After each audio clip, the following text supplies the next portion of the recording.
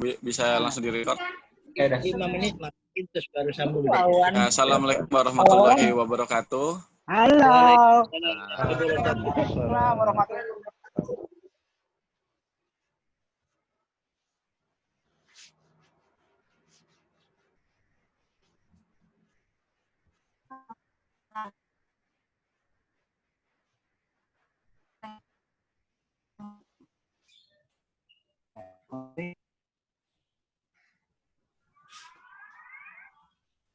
Mas Nurul, di unmute dulu Mas Nurul. Alhamdulillah hari ini mohon perkenalkan saya Muhammad Nurul dari Aliansi Mubalik Berkat Umat.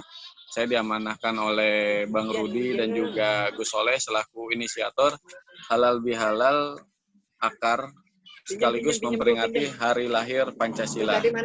Mana tema kita pada siang hari ini adalah keadilan sosial bagi seluruh relawan Jokowi, seperti itu. Sebelum acara ini mulai, masih dalam suasana yang fitri, saya selaku moderator mengucapkan minal aidin wal faizin. Semoga kita semua dalam keadaan yang fitri dan juga dalam keadaan yang termaafkan. Apabila saya ada salah kata, mohon dimaafkan, seperti itu. Kemudian saya juga mengucapkan selamat Hari Lahir Pancasila. Semoga nilai-nilai Pancasila dari mulai nilai pertama sampai nilai kelima, khususnya nilai nomor 3 Persatuan Indonesia semakin diterapkan di bumi Indonesia, di bumi Pertiwi. Amin ya Rabbal Alamin. Selanjutnya, izinkan saya untuk membacakan beberapa rangkaian agenda pada siang hari ini. Yang pertama adalah tausiah kebangsaan yang akan disampaikan oleh guru kita, Gus Soleh Marzuki. Kemudian adanya narasumber yang akan menyampaikan sekitar 5-7 menit. Narasumber kita pada siang hari ini adalah Bang Mujib Hermani, Bapak Suhadi, Bapak Yanis Yosua, dan juga Ibu S. Melani. Kemudian setelah sesi narasumber, para ketum sekalian yang hadir di webinar ini bisa mengemukakan gagasan atau bisa menyanggah gagasan yang telah disampaikan oleh narasumber. Sebelumnya, saya ingin menyampaikan maksud adanya acara pada siang hari ini, yaitu yang pertama adalah tentunya silaturahmi, mengingat pada hari ini masih dalam suasana lebaran dan juga masih ada wabah corona. Kita semua tentunya ingin langsung bertemu tatap muka, tetapi apa daya karena adanya wabah seperti ini, kita harus tetap silaturahmi tetapi dengan media yang berbeda, ini dengan media Zoom. Kemudian juga selanjutnya adanya mungkin ada yang merasakan dari bantuan yang telah diberikan oleh Bapak Presiden kita antara ke satu relawan dan juga relawan yang lain itu berbeda-beda jumlahnya dan lain sebagainya. Nah, harapannya digelar HBH kali ini adalah untuk mengemukakan ataupun menyampaikan gagasan terkait bagaimana nih langkah-langkah konkret dan juga solutif untuk nanti bisa dikerjakan oleh Bapak Presiden kita dan juga tim. Sehingga setelah acara ini selesai, tidak ada lagi nyinyiran, tidak ada lagi yang menjelek-jelekan, justru yang ada adalah sebagai solusi untuk nanti kita ke depannya seperti apa. Nah, tanpa panjang kalam, langsung saja kita dengarkan tausiah kebangsaan yang akan disampaikan oleh guru kita, Gus Soleh Marzuki. Kepada Gus Soleh Marzuki, kami persilakan waktunya 15-20 menit. Halo Gus, Assalamualaikum. Boleh di-unmute dulu Gus, ada di sebelah pojok kiri bawah. Belum terdengar suaranya. Ya, terima kasih. Sudah terdengar? Sudah terdengar. Assalamualaikum warahmatullahi wabarakatuh. Waalaikumsalam Salam sejahtera buat kita semuanya, kepada teman-teman, baik yang Muslim maupun non-Muslim. Ini kita hidup di negara Pancasila. Kami ucapkan selamat siang menjelang sore. Alhamdulillah. Innal hamdalillah. Nahmaduhu wa nasta'inuhu wa nastaghfiruhu min sururi anfusina wa min sayyiati a'malina. May yahdihillahu fala mudilla lahu wa may yudlil fala hadiya lahu. Summa salatu wassalam ala sayyidina Muhammadin wa ala alihi wa man tabi'ahum bi ihsani ila yaumiddin wa ba'du. Bapak-bapak, ibu-ibu sekalian, teman-teman, para relawan Jokowi yang hadir di acara virtual Halal Bihalal Akar melalui Zoom ini yang kami hormati dan kami cinta sayangi. Bulan ini adalah bulan Syawal yang mana sebelumnya adalah bulan Ramadan di mana umat Islam diperintahkan oleh Allah yaitu untuk melaksanakan puasa Ramadan. Inti daripada puasa Ramadan yaitu pengekangan hawa nafsu agar kita setelah Ramadan bisa melakukan suatu bentuk kelahiran kembali atau kembali kepada fitrah menjadi manusia yang lebih baik dan lebih utuh. Kalau istilah bahasa Indonesia kita atau negara Pancasila kita yaitu bangunlah jiwanya, bangunlah raganya. Dan mungkin kita telah banyak tahu halal bihalal itu adalah hasanah, kekayaan daripada tradisi bangsa Indonesia, khususnya umat Islam, yang tidak dimiliki oleh negara-negara lain. Halal bihalal hanya ada di Indonesia. Halal bihalal sebenarnya intinya adalah silaturahim. Sila menyambung rohim yaitu kasih sayang.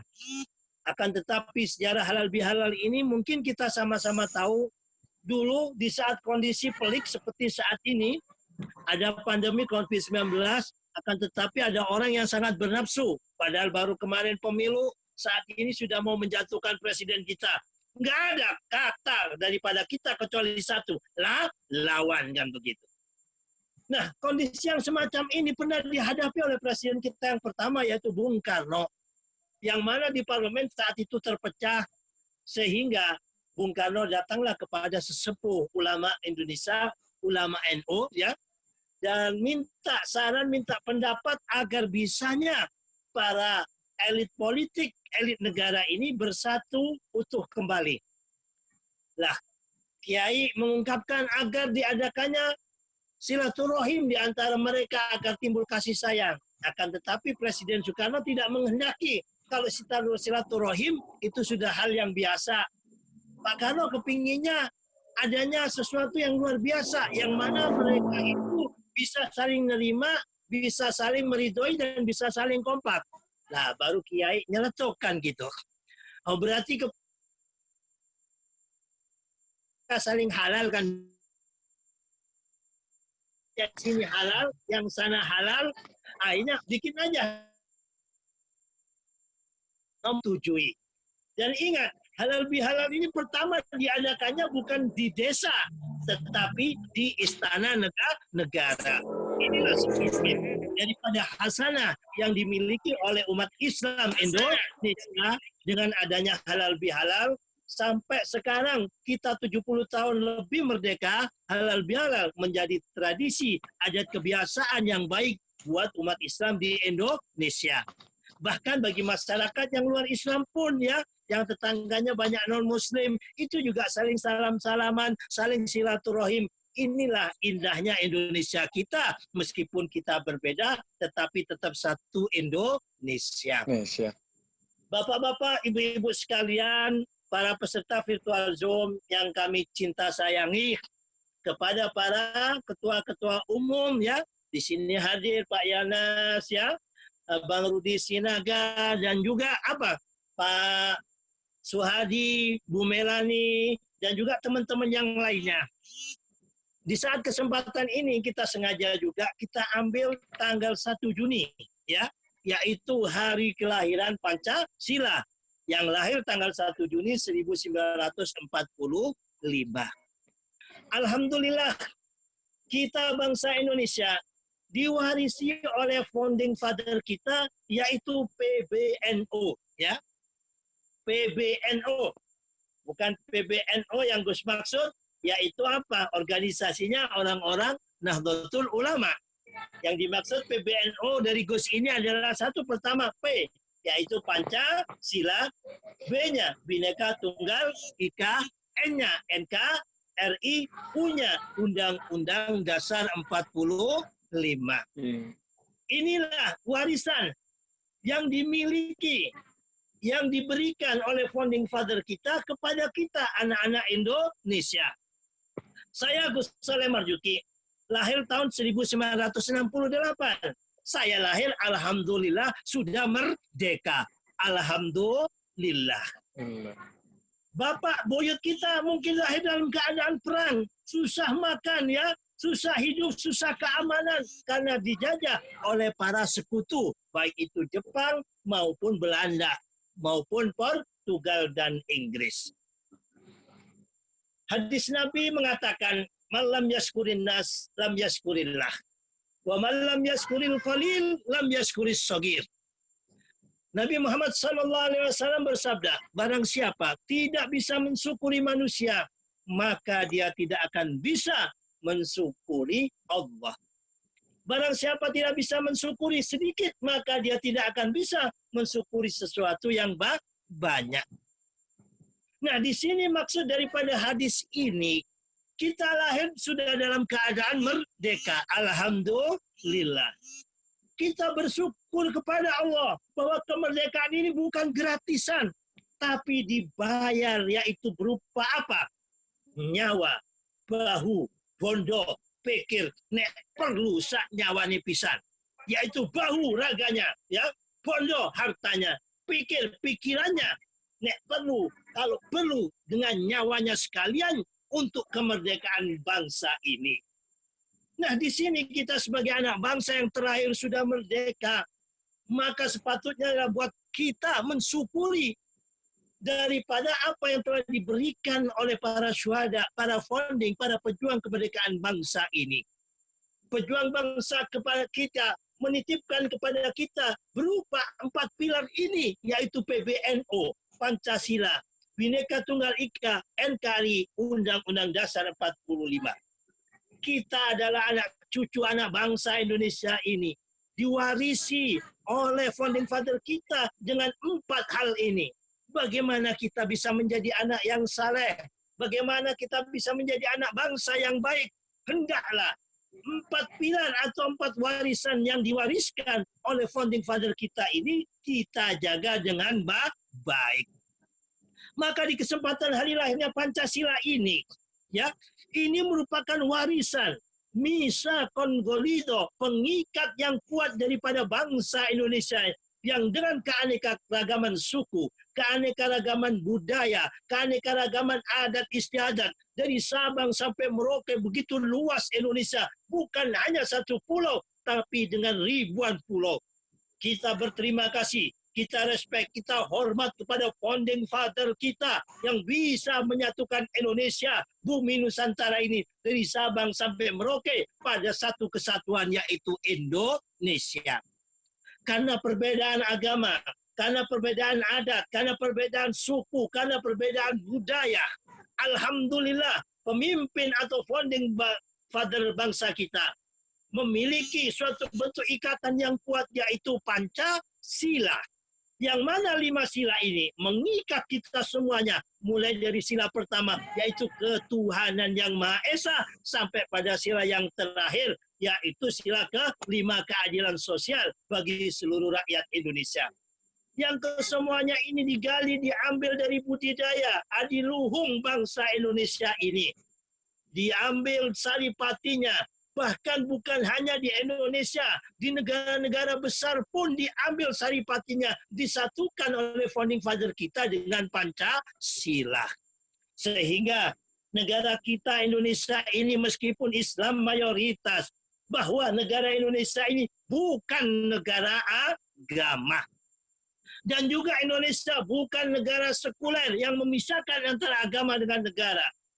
Dan Indonesia bukan negara komunis, bukan negara ateis, bukan negara kapitalis, bukan negara borjuis, tapi Indonesia adalah Indonesia dengan Pancasilanya.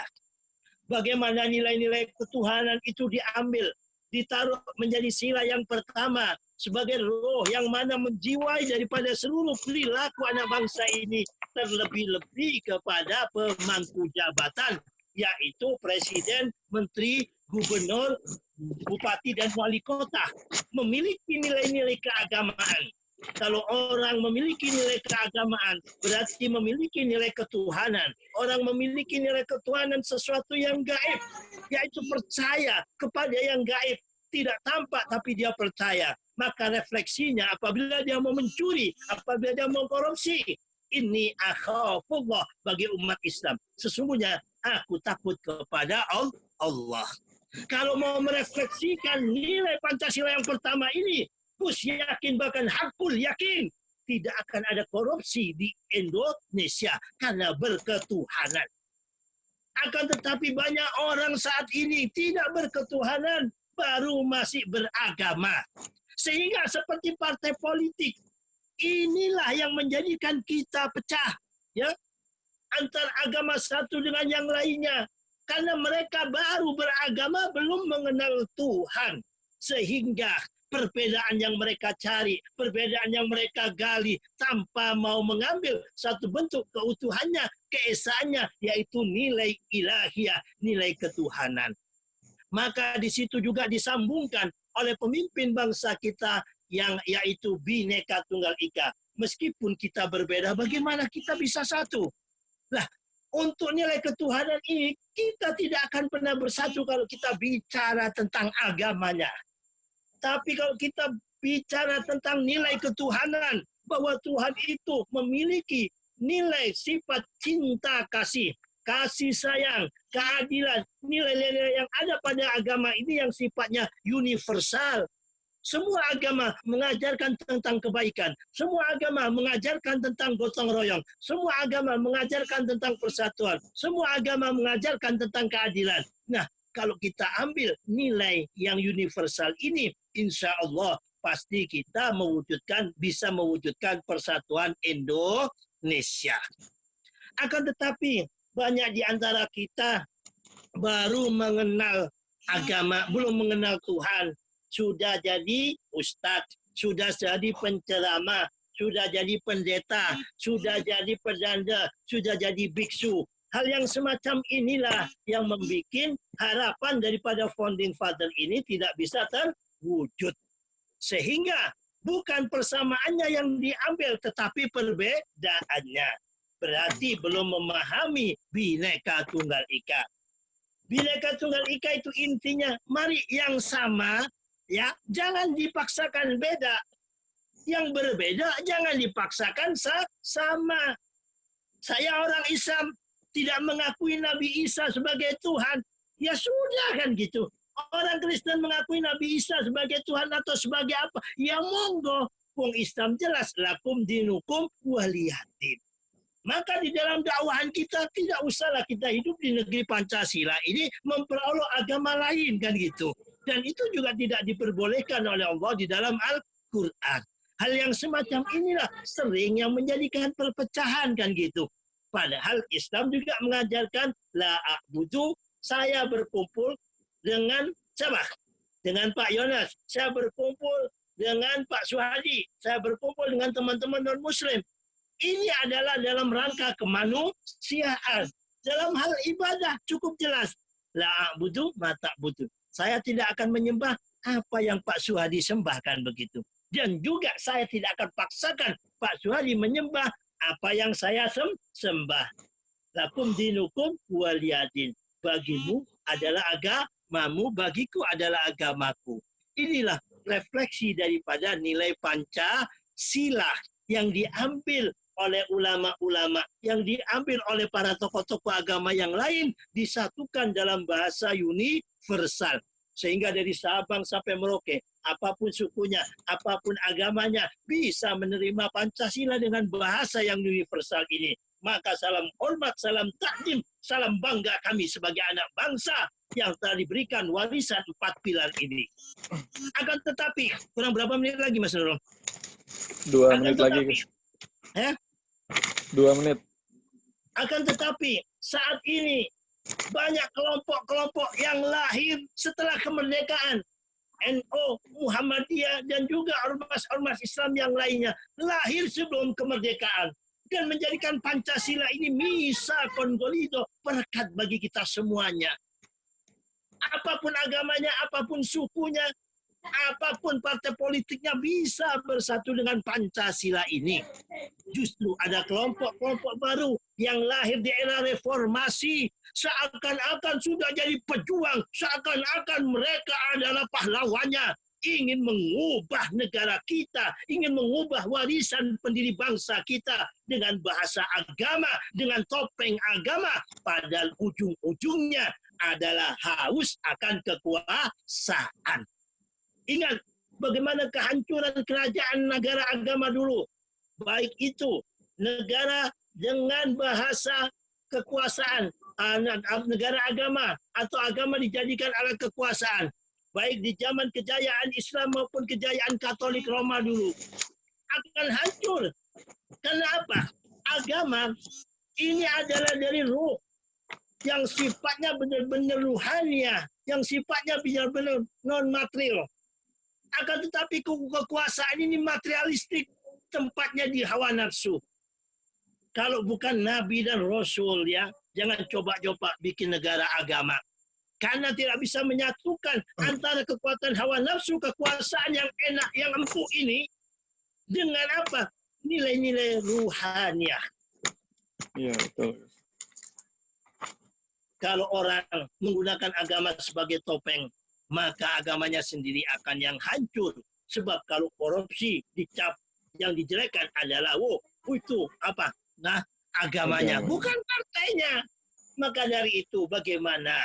Meskipun kita tidak berpartai atas nama agama, meskipun kita tidak bernegara atas nama agama, tetapi nilai-nilai ketuhanan ini kita refleksikan dalam kehidupan kita.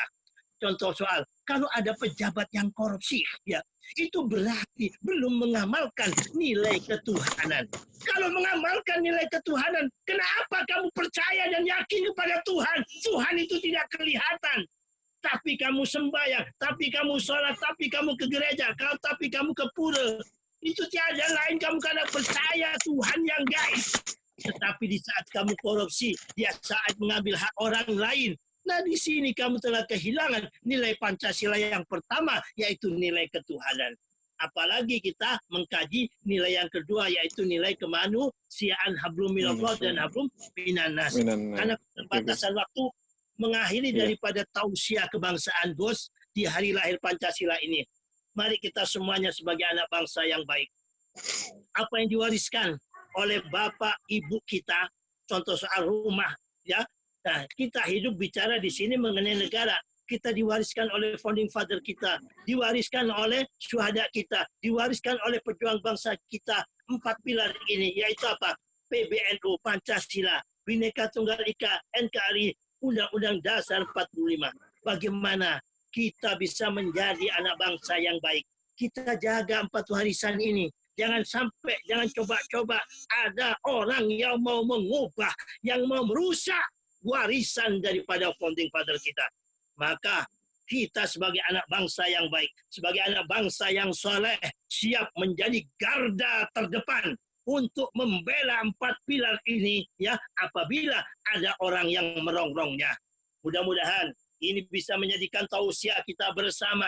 Jangan jadikan agama sebagai topeng demi kekuasaan kalian, ya. Tidak ada. Agama itu mengajarkan tentang hal yang sedemikian.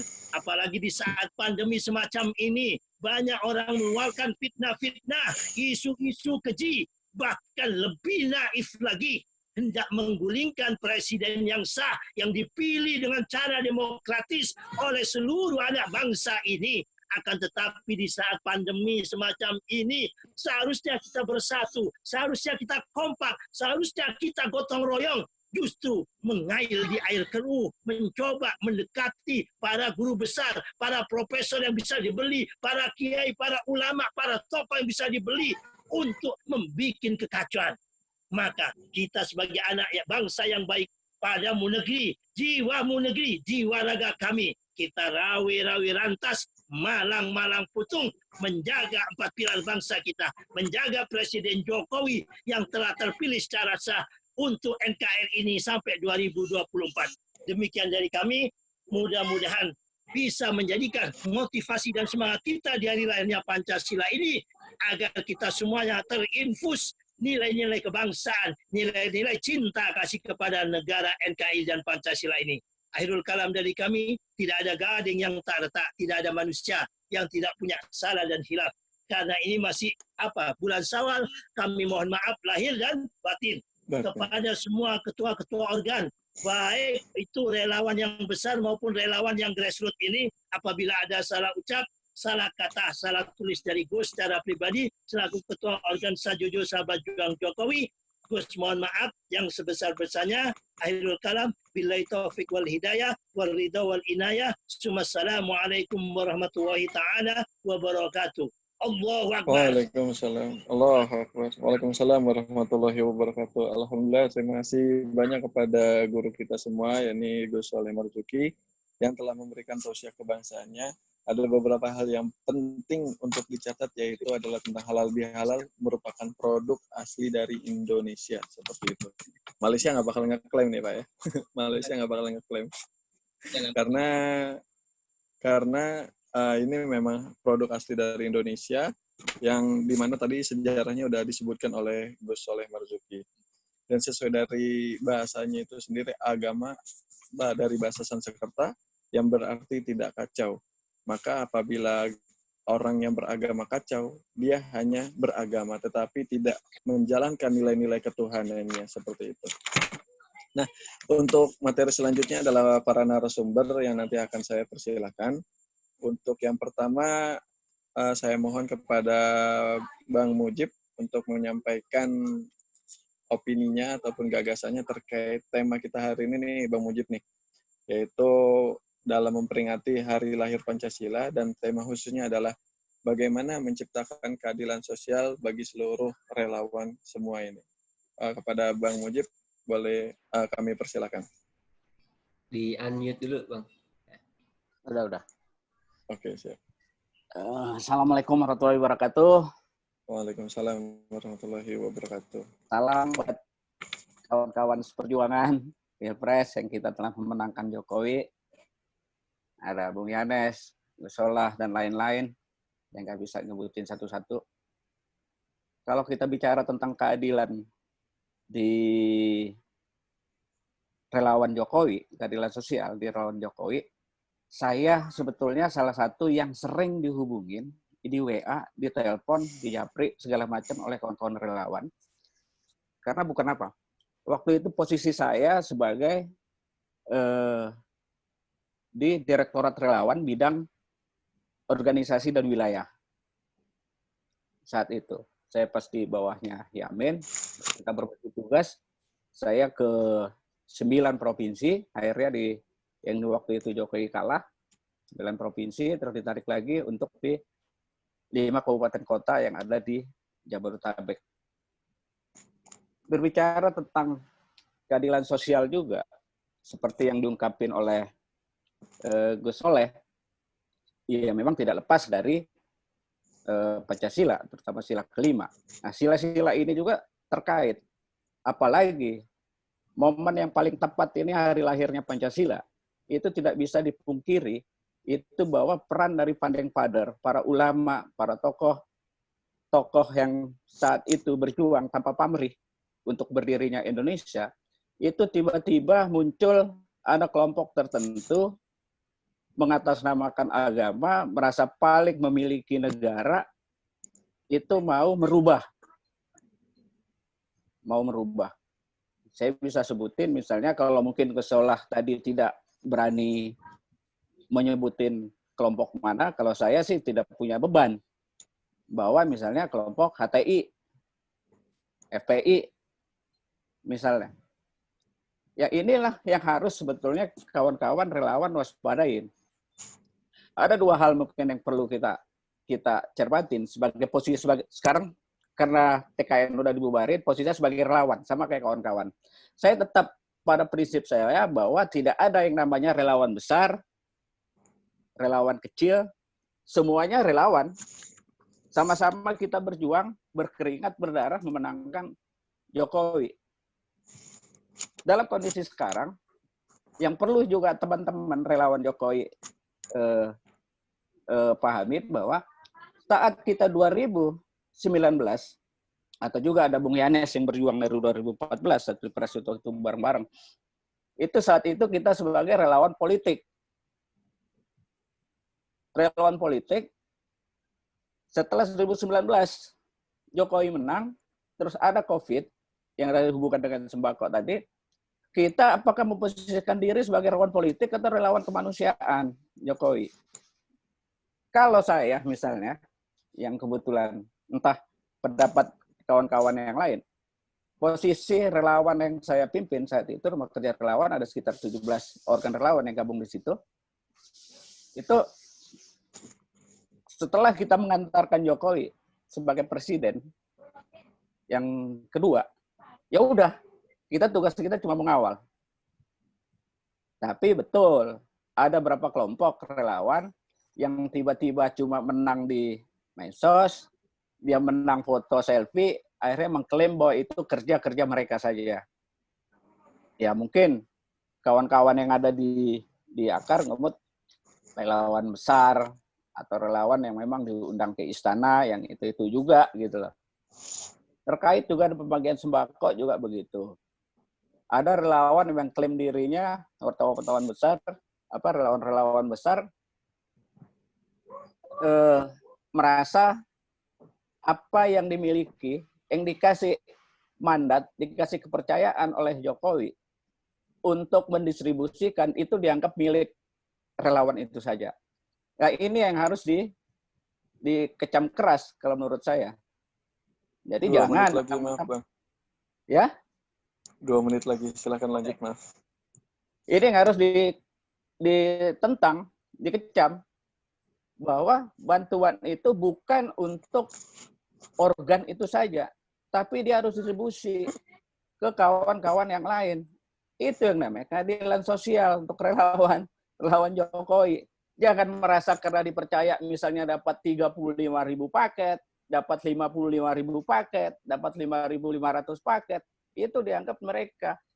Jadi orang-orang yang mereka saja yang diinikan, ditumpuk, diinin. Yang namanya bantuan itu dalam keadaan bencana seperti ini, jangan sekali-sekali ditumpuk. Jangan sekali-sekali disimpan. Perut itu nggak bisa kompromi. Rakyat itu nggak bisa kompromi. Harus segera didistribusikan. Kalau memang tidak punya kemampuan, yang mengambil cuma bisa mengambil doang, tapi tidak bisa mendistribusi, ya udah percayakan kepada kawan-kawan relawan organ yang lain. Diserahkan.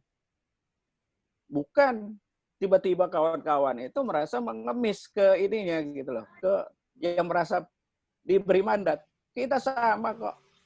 Relawan sama kok kita berjuang saat itu. Sama kok kita ada di lapangan. Sama kok kita berkeringat. Nah, inilah mungkin dari saya minta juga bahwa ke kawan-kawan organ relawan yang teman-teman yang dulu kita juga berjuang bersama, bahwa jangan lelah lah mengawal Jokowi, jangan lelah menemani Jokowi, jangan lelah juga mengkritisi Jokowi. Jangan misalnya ada relawan yang mengkritisi Jokowi, dianggap dia itu udah anti dengan Jokowi. Itu jangan seperti itu. Betul ada oknum-oknum karena tidak ada jabatan, akhirnya dia nyerang terus Jokowi. Nah ini yang harus kita ingatkan lagi.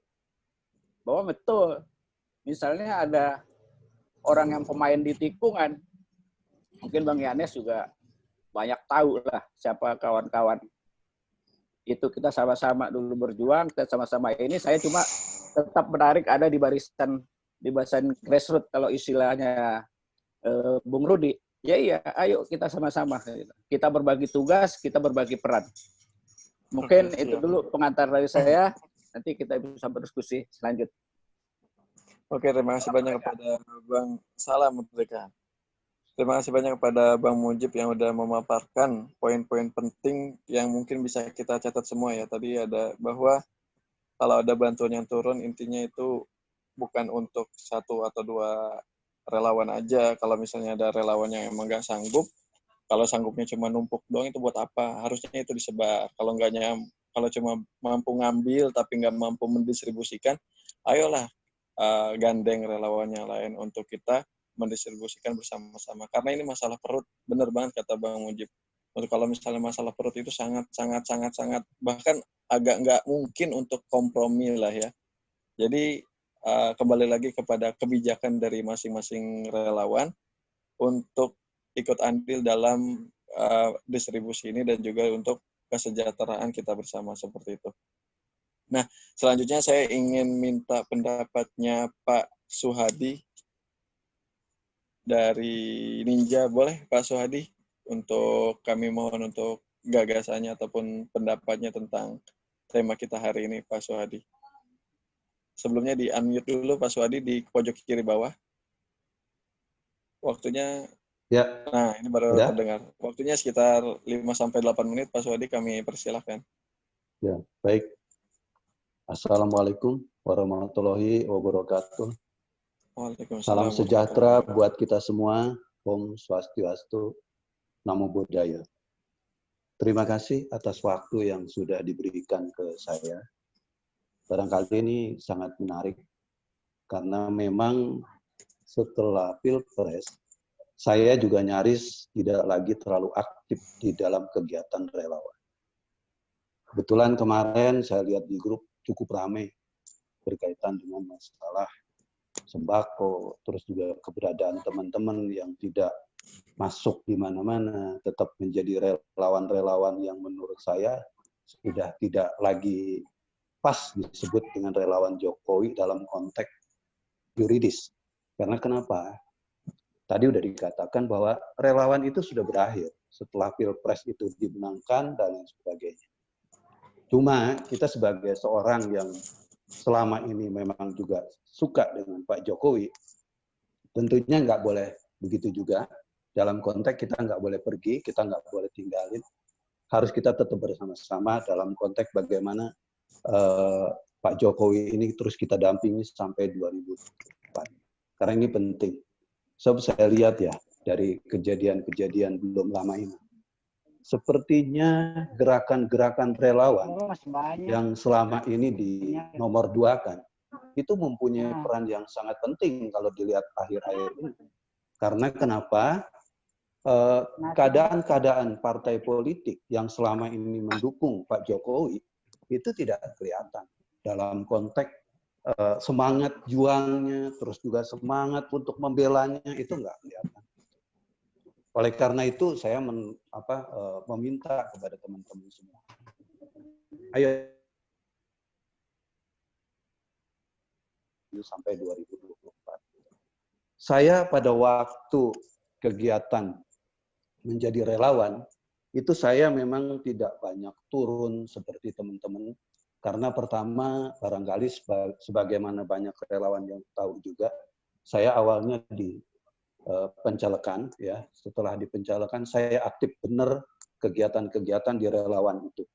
Dan kegiatan saya yang paling menonjol itu adalah saya salah satunya membuat laporan berkaitan dengan 7 juta kontainer kertas suara. Ya. Terus kemudian juga saya membuat tulisan-tulisan. Ini tertutup ini. Membuat tulisan-tulisan berkaitan dengan people power, wasiat, dan juga masalah-masalah yang berkaitan dengan hukum. Tapi walaupun saya sekarang ini masih tetap menjadi konteks seperti sekarang sebagai seorang pengacara, tapi tetap saya mempunyai semangat yang sama bagaimana kita bersama-sama untuk mengawal Pak Jokowi sampai 2024 ini. Karena dengan kita ya mungkin lebih untuk pengawalan ini bisa kita lakukan. Dan berkaitan dengan masalah sembako dan lain sebagainya yang selama ini juga saya lihat tidak adanya pemerataan, karena yang saya lihat yang demikian banyak dapat, ya, yang lain malah nggak dapat apa-apa. Ini barangkali kita bisa duduk bersama dengan teman-teman yang memang kita anggap senior, dan Bang Yanes di sini saya lihat mempunyai ketokohan untuk masalah itu. Barangkali Bang Yanes ini bisa juga menjadi pintu kita untuk duduk bareng bersama teman-teman yang lain. Karena kita tahu juga ada beberapa teman relawan yang jadi wamen, terus juga jadi pejabat-pejabat di BUMN, ini mungkin kita bisa dudukkan. Ayo dong kita juga dilibatkan dalam suatu kegiatan ini. Agar nilai kebersamaan relawan itu nggak pudar. Agar kebersamaan relawan itu nggak hanya melulu pada saat Pilpres, tapi juga terus terpatri pada kegiatan-kegiatan yang memang bersifat sosial, ya, yang sudah tidak lagi berkaitan dengan Pilpres. Oleh karena itu, ya, saya menghimbau kepada semuanya saja, apalagi ini berkaitan dengan ulang tahun AKAR, ya, saya juga melihat bahwa ada suatu kegiatan di mana dibarengi hari ini adalah hari kelahiran Pancasila, di mana hari kelahiran ini sebagai hari besar bangsa Indonesia, karena dari sinilah bangsa kita ini bisa dikatakan berdiri, karena ujung tombak dari semua ini adalah Pancasila. Barangkali saya juga mau memberikan suatu pemahaman berkaitan dengan hari lahir Pancasila ini. Pancasila ini sebagai fondasi dasar daripada sebuah negara, ya. Karena kenapa saya katakan seperti itu? Undang-Undang Dasar 1945 itu tercipta karena adanya Pancasila yang hanya 5 dasar. Terus kemudian, ya, kegiatan-kegiatan yang bersifat masalah hukum dan lain sebagainya itu bersumber dari Pancasila. Oleh karena ini sekarang kita tidak lagi boleh memperdebatkan, ya, siapa sebetulnya yang menciptakan Pancasila itu atau yang menggali Pancasila. Karena jelas dari banyak sejarah yang kita tahu, yang menggali Pancasila pada dasarnya adalah Presiden Soekarno pada tanggal 1 Juni 1945. Gitu. Oleh karena itu, mari sama-sama kita jaga, dan juga ayo relawan kita kawal Pak Jokowi yang betul-betul memang concern bagaimana Pancasila ini harus dipertahankan di negara kita, dan Pak Jokowi ini adalah sebagai perkat dari satu kesatuan bangsa yang tidak terpisahkan, harus terus kita kawal. Terima kasih.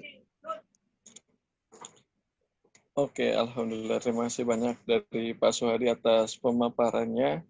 Tadi juga ada seruan beliau agar kita selalu bersama-sama mengawal kebijakan Presiden kita supaya yang mungkin selama ini dianggap kurang ataupun tidak merata, untuk kedepannya bisa menjadi rata dan juga bisa adil, benar-benar menerapkan dari sila kelima Pancasila, yaitu keadilan sosial bagi seluruh rakyat Indonesia. Terima kasih kepada Pak Swadi, sekali lagi saya ucapkan. Selanjutnya kepada Bunda Melani, kami mohon untuk memberikan sedikit opini ataupun gagasannya terkait tema kita pada hari ini. Halo Bunda, boleh diaktifkan dulu suaranya.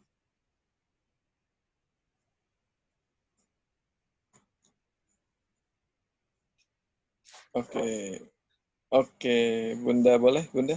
Selamat siang. Waktunya sekitar 5-8 menit, kami persilakan kepada Bunda Melani. Ya, udah. Suara saya udah kedengaran ya? Udah kedengaran. Assalamualaikum warahmatullahi wabarakatuh. Waalaikumsalam warahmatullahi wabarakatuh. Om Swastiastu, Namo Buddhaya, salam kebajikan. Nama saya Srita Melani, kami dari TUJ Foundation, alumni Trisakti yang sebelumnya berada di bawah Trisakti untuk Jokowi. Kemudian kita pecah menjadi dua, berpisah. Kebetulan kami yang di ujung tombak selama mengikuti kampanye di DKI. Saya perkenalkan, ada Mbak Adit, ini sekretaris kami. Kemudian ada Pak Dason, Pak Edwin, Pak Edos, ini teman-teman tim yang biasa turun ke lapangan langsung.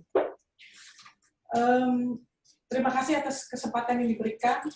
Salam buat teman-teman semua. Sama, kami juga merasa relawan grassroots, bukan yang di atas, bukan yang di tengah, tapi sama dengan Bang Rudi. Bang Rudi tahu bagaimana perjuangan kita. Jadi terkait dengan tema keadilan sosial bagi relawan Jokowi, kami merasa bahwa keadilan itu hanya milik Tuhan sebenarnya. Benar nggak, Gus? Dan yang mendekati keadilan itu yang bisa kita lakukan.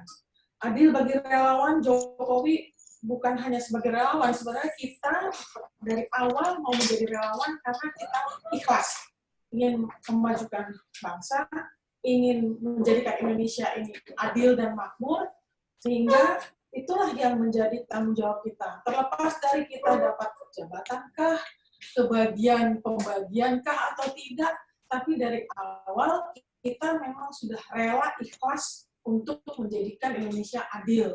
Karena itu, seperti tadi disampaikan oleh Pak Suhadi, kita punya kewajiban untuk menjaga, mengkritisi, dan selalu mengingatkan Pak Jokowi selama pemerintahannya hingga 2024. Dengan demikian, kita bisa mengharapkan keadilan sosial bagi rakyat Indonesia itu sedikit lebih maju dari sebelum-sebelumnya. Itu yang dari kami lihat, sehingga kami tidak pernah berhenti berbuat, berhenti melakukan kegiatan-kegiatan relawan, tidak peduli dengan orang mengatakan bahwa ada jabatan, ada pembagian, ada yang lain-lain, kita nggak pernah. Kita lihat ada orang bagus, baik, saya sampaikan kepada relawan-relawan yang sudah ada di pemerintahan. Orang ini bagus, orang ini baik, ini bisa dipakai. Demikian juga relawan-relawan yang saya lihat juga berdedikasi dan tidak mengharapkan apa-apa, bahkan mungkin kehilangan pekerjaan juga dengan adanya pandemik ini.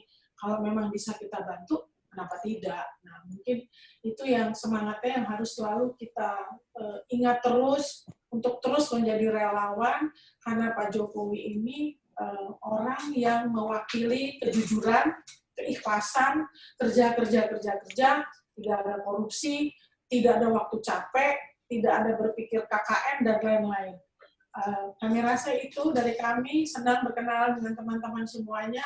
Mudah-mudahan kita bisa terus membuat Indonesia ini menjadi lebih baik. Wassalamualaikum warahmatullahi wabarakatuh.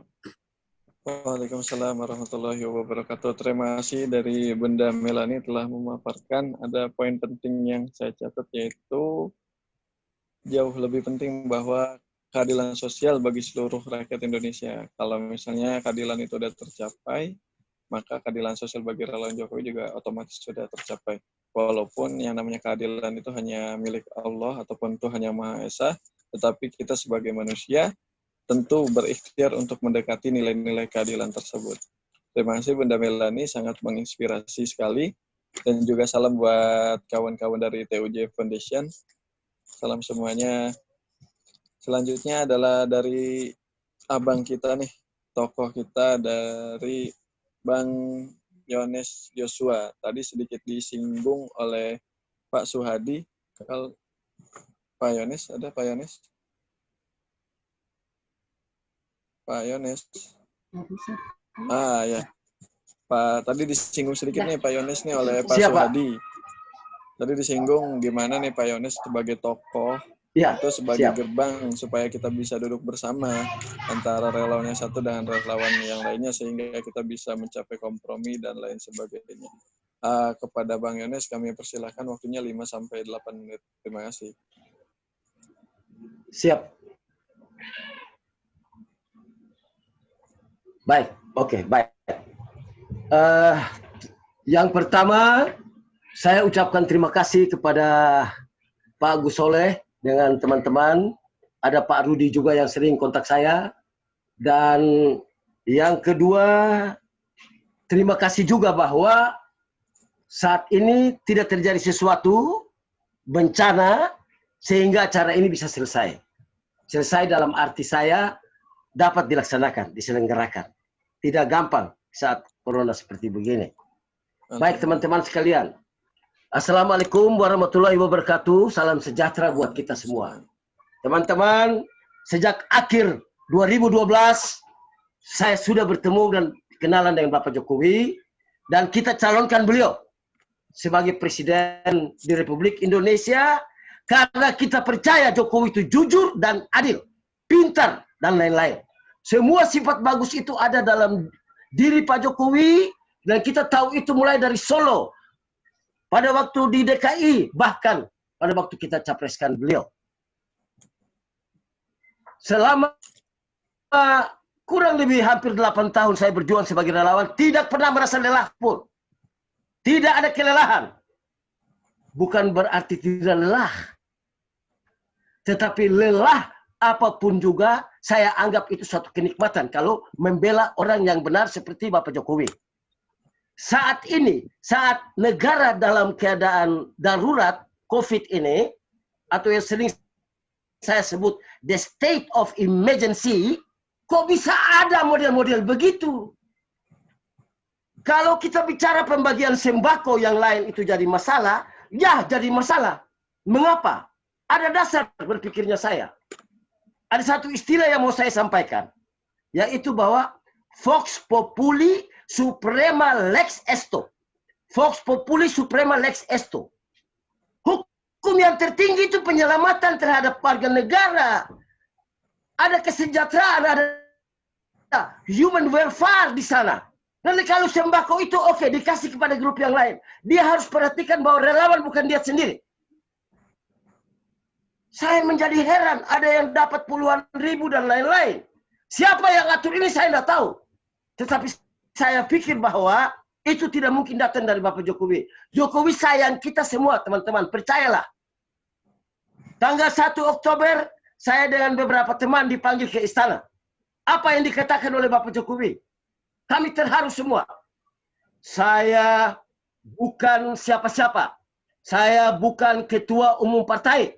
Saya tidak punya fraksi di DPR RI. Saya hanya punya kekuatan adalah fraksi relawan Jokowi. Artinya bahwa siapapun juga yang mencoba untuk menghancurkan relawan Jokowi, dia akan berhadapan dengan minimal kita yang hadir sore hari ini. Tidak boleh. Kata-kata keadilan. Keadilan bagi seluruh rakyat Indonesia. Keadilan bagi seluruh relawan Indonesia. Relawan adalah rakyat. Dan perkataan itu benar secara logika. Coba tanya di TKN, berapa banyak grup yang ada di sana? Terlalu banyak. Dan kalau beberapa grup yang diberikan itu, tolong grup-grup itu atau ormas itu, panggil teman-teman. Itu etikanya begitu. Tapi tidak ada. Siapa yang mengarrange, mengorganize ini semua saya tidak tahu. Tapi yang jelas bahwa akibat hal ini bisa meretakan relawan. Padahal menurut saya di periode kedua dalam situasi seperti ini, united we stand, divided we fall. Persatuan itu sangat penting. Coba bayangkan bahwa jika terjadi sesuatu buat Bapak Jokowi, kekuatan murni militan itu ada di mana? Di relawannya. Satu kali Bapak Jokowi komando, hei relawan-relawan saya gabung. Seluruh Indonesia ini akan gabung. Dan juga oleh rakyat-rakyat pendukungnya. Itu kekuatan beliau. Tetapi kalau ada anasir-anasir, unsur-unsur yang mencoba untuk memecah belahkan relawan ini di periode kedua, maka kita akan lawan mereka. Saya tidak pusing dengan jabatan. Saya tidak pusing dengan segala sesuatu. Tapi seseorang yang mencoba, siapapun juga, menghancurkan Bapak Jokowi, kita akan mati, tidak akan lari. Karena kita ada ini untuk bela beliau. Terima kasih kepada Pak Gus Solah tadi dalam tausiahnya. Begitu bagus. Saya ikutin dengan sungguh-sungguh. Jadi Jokowi ini begini teman-teman. Ada satu pemahaman yang saya mau kasih tahu. Walaupun tidak pas. Tetapi ada istilah dalam bahasa Prancis. L'état est moi. L'état est moi. Negara adalah aku. Saya beranggapan pada waktu angkat Jokowi di periode pertama. Benar. Siapa yang membela Pak Jokowi dengan benar, logikanya dia sudah bela negara. Berarti kalau kita membela Pak Jokowi, kita sebenarnya sementara membela negara. Kecuali Pak Jokowi itu melanggar konstitusi. Dia KKN. Dia orang dan dia bekerja keras siang malam seperti apa yang dikatakan oleh Ibu Mulyani. Luar biasa. Tetapi kasihan bahwa di dalam the nation state of Indonesia ini memang kita menjadi negara bangsa ini dengan segala risiko yang ada. Bahwa Bhinneka Tunggal Ika itu dibutuhkan. Betul. Tetapi kita sebenarnya belum menjadi secara betul. Mengapa? Terlalu banyak kekacauan yang terjadi. Di era Pak Jokowi ini saya lihat muncul semua itu yang sering saya sebut. Merupakan satu the top of iceberg. Puncak gunung es. Kita lihat, aduh, masalahnya banyak sekali. Dan ternyata kalau bukan Pak Jokowi mungkin tidak muncul semuanya. Tidak apa-apa. Dan ini semua hal yang bisa kita lihat. Tetapi menyangkut COVID-19 ini, hal yang tidak dapat dilihat ini, jangan sampai hal yang bersifat kemanusiaan seperti tadi itu salah digunakan. Sehingga tema saat ini, keadilan sosial bagi seluruh relawan Jokowi, benar. Itu yang pernah dipikirkan oleh saya. Pada waktu saya pernah minta itu, tahun 2017, pada Bapak Jokowi secara langsung, saya mau jadi ketua revolusi mental nasional. Tetapi tidak berjalan karena satu dan lain hal. Tidak apa-apa. Ini menyangkut mentalitas bangsa, teman-teman. Jangan berpikir bahwa 1, 2, 3, 4, 5 grup itu mendapat bantuan, itu mereka sedang. Mereka tidak pikir bahwa dengan bantuan sembako yang begitu banyak kepada mereka, di saat grup-grup teman-teman yang lain tidak memperoleh bagian, itu akan merupakan satu masalah besar. Dan saat ini, tema itu, subtema. Benar. Untuk itu, saya hadir pun juga dalam konteks enlightenment and strengthen. Pencerahan dan penguatan yang tadi dilakukan oleh Bapak Gus Soleh. Relawan ini harus bersatu. Dan mudah-mudahan sore hari ini beberapa grup yang ada ini, ormas yang ada ini, menyatukan kembali. Kita punya visi dan misi besar untuk membela Pak Jokowi seperti apa yang dikatakan oleh Bapak Suhadi tadi. Sampai berakhir 2024. Insya Allah meninggalkan satu legasi yang besar buat Republik ini. Sehingga kami pun juga puas sebagai seorang relawannya. Pekerjaan kita berat ke depan. Sangat berat kalau saya lihat. Jadi kira-kira begitu teman-teman. Saya bicara selalu bersemangat sebagai relawan itu bukan karena saya mau supaya modelnya seperti begitu, tapi harus begitu. Relawan ini susah sekali bersatu. Baru bikin grup besar ini menganggap diri paling hebat. Saya tidak. Semua sampai grassroots. Relawan bahkan relawan independen hanya di Facebook pun saya hargai mereka. Kenapa saya hargai? Karena dasarnya satu. One man, one vote, one value. Satu suara itu besar berharga sekali. Jangan kita harga bahwa relawan besar baru dihargai. Kira-kira begitu dari saya bahwa setelah ini ada follow up-nya. Bapak Suhadi ada, teman-teman ada.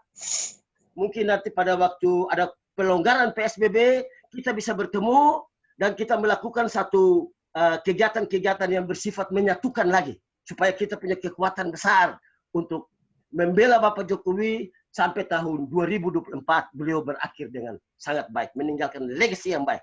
Kira-kira begitu teman-teman. Mohon maaf kalau ada kata-kata yang salah dan kurang tepat. Terima kasih. Assalamualaikum warahmatullahi wabarakatuh.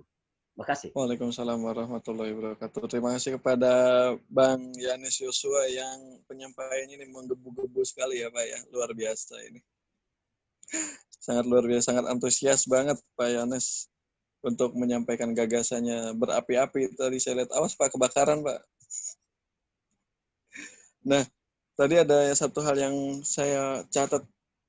Itu adalah intinya adalah mari kita lepas relawan besar atau relawan kecil. Kita semua sama, kita semua rakyat, maka jangan pernah untuk mengadu domba antara satu relawan dan yang lainnya. Kalau ada yang adu domba, Bang Yanis Yosua nih siap turun nih langsung. Siapa ya?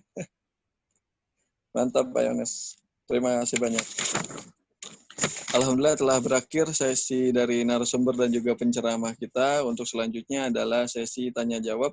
Bagi para audiens yang ingin bertanya, bisa silakan untuk mengangkat tangannya. Bisa ada di klik di pojok kanan bawah, kemudian raise hand. Seperti itu, biar saya langsung tunjuk orangnya. Sekali lagi, bagi para audiens yang ingin bertanya, bisa langsung klik raise hand yang berada di pojok bawah kanan, atau mengangkat tangannya ke layar, seperti ini. Nanti kalau saya lihat bisa langsung.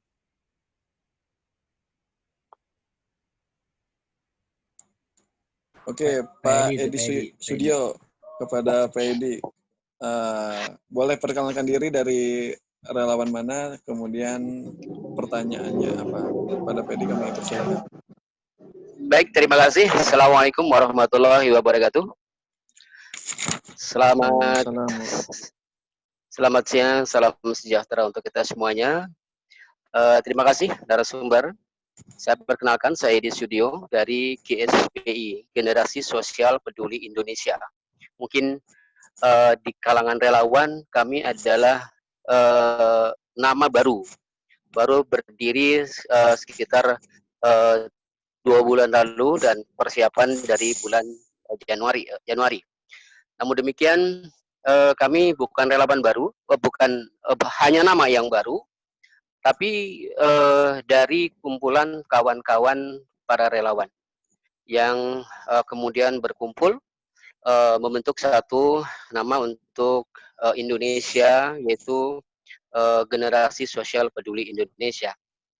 Saya mewakili Ketua Umum Ibu Donna Purba dan Sekjen Ibu Jenny Erika, serta Bendahara Umum adalah Ibu Sri Haryanti. Kemudian saya sendiri sebagai Wakil Ketua Umum. Basic saya adalah dari guru. Mungkin Pak Suhadi kenal Pak Guru ya, dari kawalan dari Guru Sahabat Jokowi. Yang mungkin dari 2012 kami bersama-sama dengan Pak Jokowi saat beliau masih gubernur. Baik, terkait dengan pertanyaan saya, mungkin saya akan sampaikan kepada audiens saja ya Pak ya, mungkin saya tidak mendukung. Terkait dengan COVID-19 ini, yang sangat berdampak adalah para guru. Ini terutama guru-guru honorer yang sampai saat ini dari bulan Maret ya, mereka sudah dirumahkan dan tidak ada aktivitas walaupun ada daring. Yang jadi masalah adalah dengan ketidakhadiran para murid tentunya akan berdampak pada segi ekonomi ya. Ada yang kemudian digaji, ada kemudian yang tidak, hanya separuh ya, terutama guru honorer. Ini menjadikan sangat beban hidup mereka tuh sangat berat. Nah, untuk itu bagaimana kita relawan semuanya bisa mengantisipasi atau bagaimana kita bisa membantu. Satu. Yang kedua, GSPI sudah melakukan donasi-donasi, yaitu melalui relawan-relawan kami ya, untuk membantu para saudara-saudara kita yang berdampak COVID-19. Jadi seperti itu. Pertanyaan saya adalah bagaimana kita bisa mengambil langkah-langkah untuk bisa bersama-sama ya, di samping relawan ada masyarakat dan para guru. Terima kasih. Assalamualaikum warahmatullahi wabarakatuh. Waalaikumsalam warahmatullahi wabarakatuh. Terima kasih kepada Pak Edi yang udah bertanya. Pertanyaannya cukup menohok ya, karena sangat penting ya untuk menjadi perhatian kita. Salah satunya adalah guru honorer yang mungkin selama ini masih dipandang sebelah mata, apalagi saat kondisi seperti ini. Mungkin ada dari narasumber yang ingin menyampaikan gagasan. Mujib, boleh? Oh, Bang Yanes mau menyampaikan halo. Pandangannya. Penanya dulu. Oh iya, siap Gus. Penanya dulu. Oh, pertanyaan dulu. Dijawabnya baru. Jangan satu dijawab. Oh, biar sekalian ya. Kasih bicara dulu. Siap.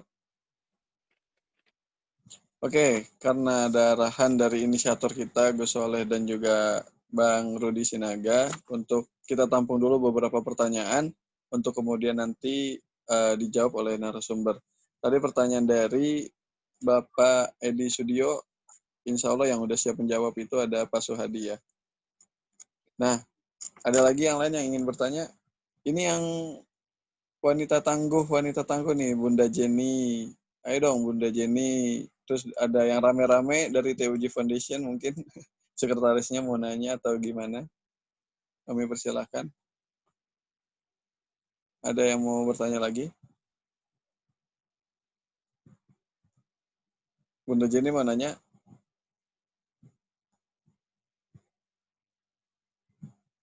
Nggak kedengeran Bunda, itu ada di pojok kiri bawah. Nah, ini baru kedengeran. Tadi pencet lagi unmute-nya Bunda.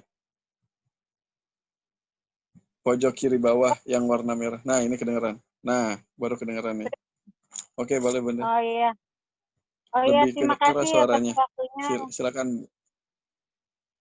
Oh iya, makasih Nurul atas waktunya. Ya, Ya, menanggapi tadi pembicaraan dari para narasumber tentang perjuangan dan relawan yang mana dikatakan bahwa tidak ada organ besar atau organ kecil. Akan tetapi pada kenyataan di lapangan itu selalu saja kita menemukan hal tersebut. Tidak bisa kita pungkiri, kita juga mempunyai anggota yang mana mereka juga bukan orang, banyak juga yang bukan orang mampu istilahnya. Ibarat kita menolong korban, itu pasti yang akan kita tolong duluan pasti keluarga kita kan. Nah, begitu juga dengan organ. Pasti kita memerhatikan anggota kita dulu. Nah, tapi dengan adanya antara organ besar dan organ kecil tadi, apalagi sangat sensitif masalah bantuan ya, terutama bantuan dari ring 1. Taruhlah dari Pak Jokowi gitu ya kan, menamakan relawan Jokowi. Harusnya kan melibatkan kita. Kita nggak usah munafik, pasti kita semua pasti mengharapkan. Organ besar aja sangat mengharapkan, dan memonopoli apalagi organ kecil gitu ya kan. Nah, jadi bagaimana ini para narasumber yang saya dengar tadi betapa dekatnya dengan ring 1 dalam kurung Pak Jokowi, apa antisipasi kita gitu loh. Saya minta untuk bisa mewakili suara-suara dari organ-organ yang kena dampak corona juga gitu, pandemi ini gitu. Nah, tolonglah bagaimana solusinya agar kita juga bisa ikut membantu pembagian tersebut, paling tidak kita diajak gitu ya kan. Nah, ini tidak ada basa-basi, istilahnya untuk minta 1 dus saja kita kayak ngemis gitu kan. Padahal bukan untuk kita sendiri, kita juga punya pasukan. Pengalaman saya selama ini dalam Pilpres khususnya, itu pada saat apapun acara-acara yang mereka bilang mereka organ besar, itu selalu minta minta masa dari kita loh. Pasti di sini Bapak Ibu yang hadir di sini pasti juga mengalami seperti saya. Nah, ini yang kita harus perhatikan, Pak. Ya, itu aja sih pesan saya. Semoga ini bisa teratasi tanpa mengurangi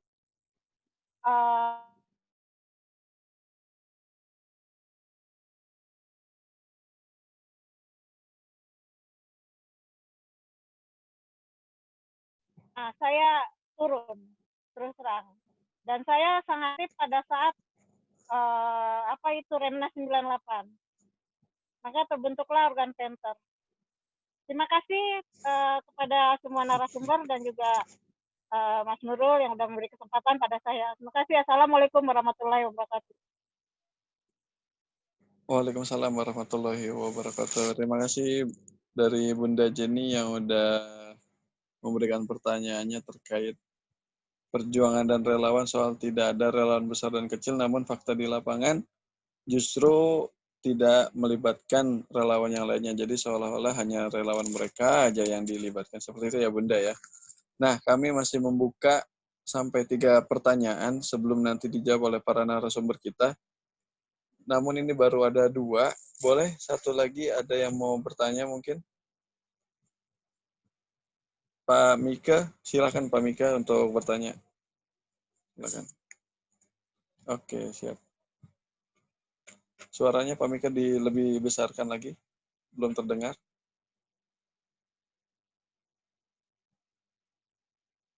Mungkin headsetnya kayaknya Pak. Headsetnya itu speaker Pak Mika itu kayaknya error deh. Soalnya nggak kedengaran suaranya.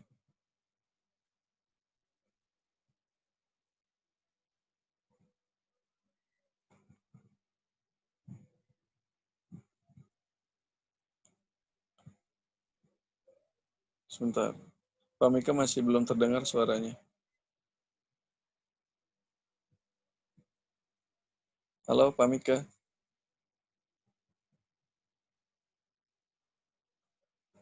Belum terdengar, Pak. Tapi saya lihat di sistem itu udah bagus, cuman kayaknya dari headsetnya deh. Nah, dari headsetnya dilepas.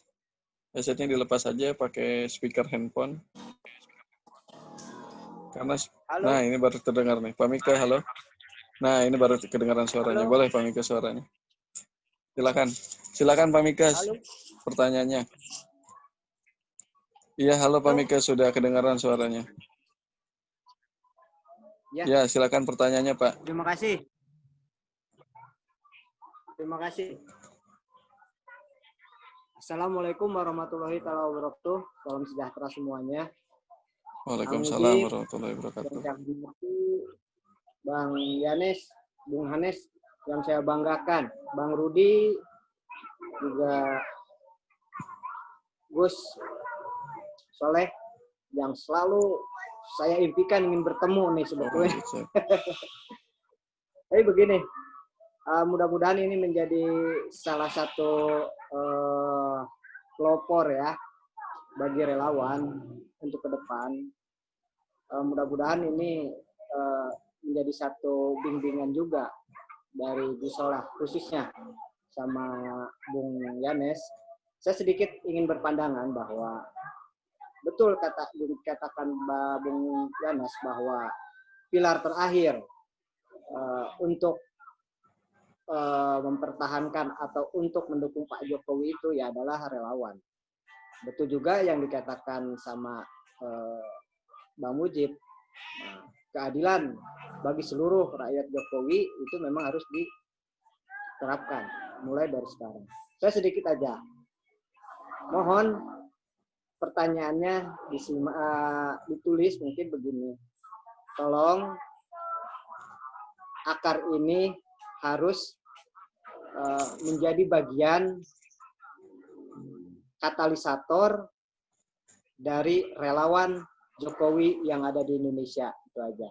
Menjadi katalisator bagi relawan Jokowi yang ada di Indonesia. Jadi bukan yang ada di Jawa Barat, bukan yang ada Jawa Timur, di Sumatera, di Kalimantan, tapi menjadi katalisator bagi seluruh relawan di Indonesia. Karena yang selama ini ada itu pun hanya untuk mengedepankan kepentingan golongan dan kelompoknya saja. Mungkin seperti itu. Wallahu muwaffiq ila aqwamit thoriq. Wassalamualaikum warahmatullahi taala wabarakatuh. Waalaikumsalam warahmatullahi wabarakatuh. Untuk selanjutnya ada yang udah mesen ini Bunda Ajmain ya. Ya. Bunda Mas Ajmain Uswah jadi bertanya.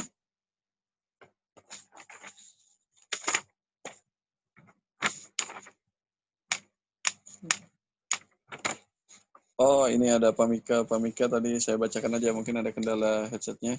Mau ngasih saran kalau kita seluruh lapisan organ ataupun organ masyarakat bersatu, jangan ada jarak antara organ besar ataupun ormas besar dengan organ kecil ataupun sebaliknya. Kita harus saling merangkul untuk bersatu mengawal pemerintahan Pak Jokowi. Terima kasih Pak Mika atas sarannya. Terima kasih banyak. Selanjutnya mungkin langsung sesi jawab ya dari masing-masing narasumber. Saya bacakan terlebih dahulu pertanyaannya pertama dari Pak Sudio. Pak Edi Sudio adalah bagaimana kita menyoroti dampak yang dirasakan oleh guru honorer di tengah pandemi seperti ini. Untuk yang kedua dari Mbak Jenny, bagaimana antisipasi dan solusi dari kita semua untuk pemberatan bantuan supaya minimal antara relawan kecil dan besar itu saling kerjasama bahu-membahu untuk meminimalisir ketidakmerataan yang selama ini mungkin terjadi seperti itu. Untuk selanjutnya dari Pak Cecep mengharapkan adanya follow up dan akar ini menjadi katalisator untuk kita semua. Mungkin Pak Suhadi yang tadi pengen menjawab terlebih dahulu. Kepada Pak Suhadi kami persilakan. Ya, halo. Oke, siap Pak Suhadi. Ya, halo, Terdengar? udah kedengaran Ya. suaranya. Siap. Baik, Mas Edi, selamat siang. Saya seringkali dulu bertemu pada waktu Ahoker ya dengan Bu Epi, di mana guru pada waktu itu menjadi peran penting pada pemenangan tim di Ahoker. Terima kasih, tadi ada pertanyaan yang menurut saya bagus dan menarik. Barangkali menurut saya, bagaimana kalau seandainya keadaan tadi itu diajukan kepada Presiden, diajukan kepada gugus tugas, diajukan juga kepada teman relawan kita yang kebetulan jadi wamen, ya, dan kebetulan juga dia ada di Kemendes, Kementerian Desa Tertinggal. Barangkali itu mungkin solusi yang terbaik. Kalau ini seandainya langkah-langkah percontohan ini bisa berhasil, kita bisa juga nanti kalau ada kegiatan-kegiatan lain, mungkin langkah-langkah seperti ini bisa menjadi acuan. Jadi saya minta kepada Mas Edi dan teman-teman guru honorer, ya, coba ajukan proposal keadaan-keadaan guru di lapangan seperti apa dan diceritakan. Kita juga mau tahu reaksinya seperti apa sih nanti, kan gitu. Dan mungkin juga bukan hanya kepada Presiden, kepada gugus tugas, ya, kepada juga Kemendes, barangkali juga di sana, terus juga kepada teman-teman relawan yang kita anggap ini sekarang paling besar dan paling punya pengaruh di istana. Sebetulnya saya lihat Bung Yanes ini tidak kalah pentingnya sebetulnya gitu ya. Cuma coba kita pikirkan bagaimana peran Bung Yanes juga ini bisa kita menjadikan suatu pilar ke depan supaya relawan punya pintu juga gitu ya. Bagaimana? Mungkin Bung Yanes kan kita tahu nih di istana ini banyak jaringan. Mungkin jaringan-jaringan itu juga mungkin kita perlu panggil, kita diskusikan. Gimana sih? Karena dulu saya ingat ya, pada waktu ribut-ribut habis Pilpres, ya, habis acara di Sentul, itu kan kita bikin tim. Di mana Bung Yones juga bagian daripada hal yang terpenting, mengkritik ketidakberdayaan panitia pada waktu itu. Dan kita mengajukan protes, dan kita juga akan mengajukan keberatan-keberatan terhadap kepanitiaan tersebut. Dan saya tahu di situ banyak sekali dari ring 1 yang datang ke Purworejo. Nah, maksud saya, kenapa ini kita nggak tarik mata rantainya untuk menjadi pintu masuk kita gitu. Karena kalau kita harap dari relawan yang ada yang udah besar, barangkali sulit. Seperti tadi siapa itu dikatakan bahwa pada saat kepentingan cari anggota, relawan kecil dilibatin. Tapi setelah itu ya nasibnya sama lagi. Ya, itu usul saya. Terima kasih. Terima kasih kepada Pak Suhadi atas usulannya dan juga tanggapannya. Boleh untuk narasumber yang lainnya, Bang Mujib, kami mohon untuk tanggapannya terkait beberapa ada tadi pertanyaan. Mungkin saya sebutkan kembali. Yang pertama, bagaimana pandangan kita terhadap gunung honorer di tengah pandemik corona seperti ini. Kemudian bagaimana solusi dari kita untuk fakta yang sudah terjadi di lapangan di mana relawan besar dan relawan kecil itu tidak sinergi, justru saling sikut dan untuk mendapatkan bantuan. Pada Bang Mujib kami persilakan. Oke, terima kasih untuk Pak Edi Sudio. Ini mungkin kita berbagi pengalaman aja, Pak. Jadi yang paling cukup berdampak juga itu salah satunya itu pekerja seni. Kebetulan saya juga jadi ketua umum dari Federasi Pekerja Seni Indonesia, yang gabung juga di Konfederasi Rakyat Pekerja Indonesia. Di situ ada juga gabung itu KNSN, Komite Nasional Aparatur Sipil Negara, dan itu ada sekitar 16.000 guru honorer gabung di situ. Iya. Untuk kasus pekerja seni, saat itu saya melakukan, itu saya kumpulin semua. KTP-nya ini semua lengkap dengan alamat. Kalau bukan KTP Jakarta, misalnya, karena saya dari Jakarta, kita nginiin domisilinya, tempat tinggal sekarang, tapi tetap dilampirin KTP. Alhamdulillah itu dapat, Kak, dibantu. Kalau memang itu paling mudah sebetulnya untuk mendapatkan bantuan kalau untuk guru honorer, tapi jelas database-nya kebanyakan kawan-kawan itu datang cuma tidak membawa database, kita tidak bisa nginiin juga. Oke. Nah, kalau bisa langsung kok ke Kemensos, tapi jelas satu profesi misalnya kayak guru. Mendikbud juga dia punya itu kok Pak. Yap. Kayak dinas-dinas di Jakarta itu kemarin, dinas pendidikan, dia berbagi kok paketnya itu untuk sembakonya.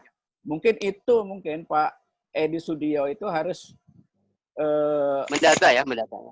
Iya, mendata. Itu penting. Kayak kemarin ada guru yang ini juga sempat ngasih ke kita, tapi dia sekitar 25 orang kalau nggak salah. Yang di sekitar Jakarta Timur. Di Jatinegara itu alhamdulillah kita bisa ini nih. Kita paksa, kita iniin gitu loh. Kita bantu. Untuk urusan misalnya, untuk urusannya yang lain, saya tetap salah satu orang mungkin tetap tidak mau pengkotak-kotakan ada relawan besar, ada relawan kecil. Ya relawan. Walaupun faktanya di lapangan, misalnya kata Ibu Chen itu adanya. Kalau kita bisa memilih fakta lagi, ya mengklaim diri relawan besar atau nggak punya orang juga kok. Bisa dibuktiin. Saya bisa sebutin. Kayak Projo, kayak sebenarnya saya keliling kok ke beberapa provinsi. Saya buat jalan saya kejar itu tidak ada juga orangnya. Saya minta misalnya di 7 kabupaten kota, Kota Bekasi, Kabupaten Bekasi, Bogor, Kota Bogor, Depok, tidak ada juga. Malah mereka gabung ke tempat kita gitu loh, ke rumah kerja relawan. Mereka gabung ke doser, ke tim doser yang saya pimpin saat itu. Ini loh yang saya ngomong bahwa jangan merasa minder juga teman-teman.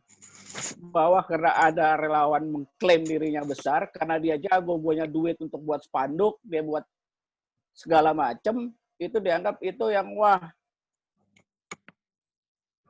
Kita bisa bareng-bareng lah. Saya mungkin setelah acara lebih halal ini gimana kalau misalnya nanti tanggal 4, tanggal 5 kan dicabut nih PSBB. Saya minta mungkin kawan Pak Suhadi, Pak Yanes, Pak Sinaga, kita buatlah rembuk relawan, Gus Soleh, atau musyawarah mufakat untuk relawan gitu. Kita panggil aja kawan-kawan yang ada di istana sekarang, kebetulan ada berapa banyak lah kita kenal. Pak Yanes kenal, saya juga kenal gitu loh. Mereka mau, karena tidak ada informasi aja yang masuk. Saya sebetulnya jujur aja, saya tidak bisa misalnya mengklaim, saya kebawa misalnya akar. Ini ada kawan-kawan akar. Kalau tidak kawan-kawan akar yang ini, makanya waktu itu agak telat, waktu itu Bung Rudi Sinaga minta tolong dong kawan-kawan akarnya, ya ayo datang aja. Mumpung saya ada dapat nih saat ini. Tapi ada yang ngomong misalnya relawan, nanti habis Lebaran ya, kata. Oh nggak bisa, saya gitu. Nah, saya nggak bisa numpuk nahan-nahan bantuan sembako, harus segera dibagikan. Karena perut itu nggak bisa ditunggu-tunggu, dikompromi. Nah ini mungkin ke depan mungkin setelah tanggal 4, saya berharap tidak hanya selesai itu sebatas kita pertemuan virtual. Harus segera ada aksi-aksi konkret sebetulnya dari relawan yang ada di grassroots. Saya tidak mau lagi menyebutin misalnya relawan kecil. Semua kita relawan kok. Berpengaruh. Betul kata Bang Janes. Satu suara, ya satu relawan. Nggak bisa diinin kok. Satu suara menentukan kok. Menang nggaknya saat itu. Nah, ke depannya, ayo gitu loh. Minggu depan, itu untung momen bagus nih halal bihalal. Momen bagus juga pas ini Pancasila. Momen bagus kita silaturahmi dengan ini bencana sebetulnya. Ini kan sebetulnya hikmah dari COVID ini, kita akhirnya kepekaan sosial, kepekaan sama relawan ini kita itu akan makin meningkat gitu loh. Kepekaan tentang kebangsaan juga segala macam. Nah, mungkin itu dari saya.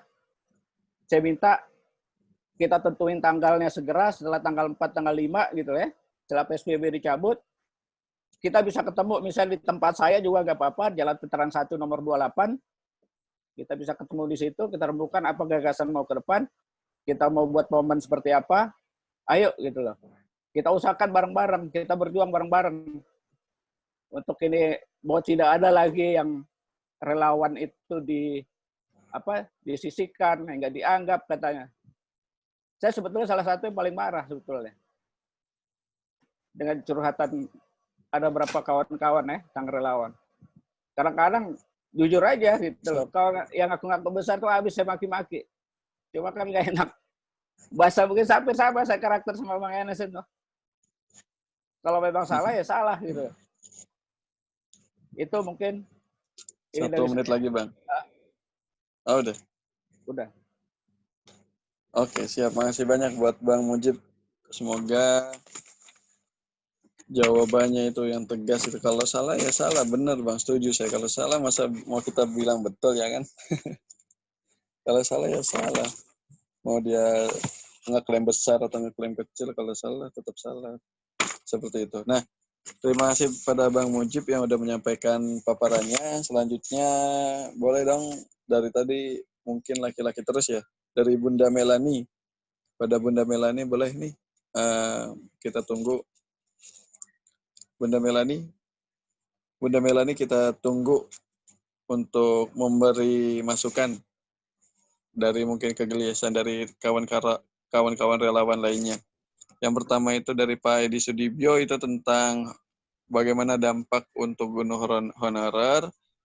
Meskipun tadi udah dijawab oleh Bang Mujib, mungkin kalau ada sedikit penambahan kami persilahkan untuk Bunda Melani. Dan yang kedua adalah dari Bunda Jenny, yaitu terkait fakta di lapangan, relawan yang mengaku ataupun mengklaim dirinya besar itu tidak mau merangkul relawan lainnya. Kepada Bunda Melani kami persilakan maksimal 3 menit. Terima kasih atas kesempatannya.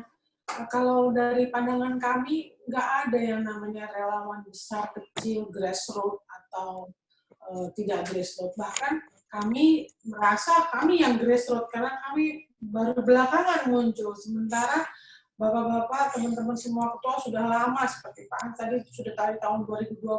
Jadi sebenarnya relawan yang di atas itu adalah Bapak-bapak semua. Kami nih yang baru, yang di bawah sebenarnya. Tapi memang pada kenyataannya sekarang bahwa mereka yang ada di dalam posisi-posisi seperti Projo misalnya yang diwakili oleh Mas Wamendes ya, kemudian ada Soulmate yang diwakili oleh Mas Sylvester.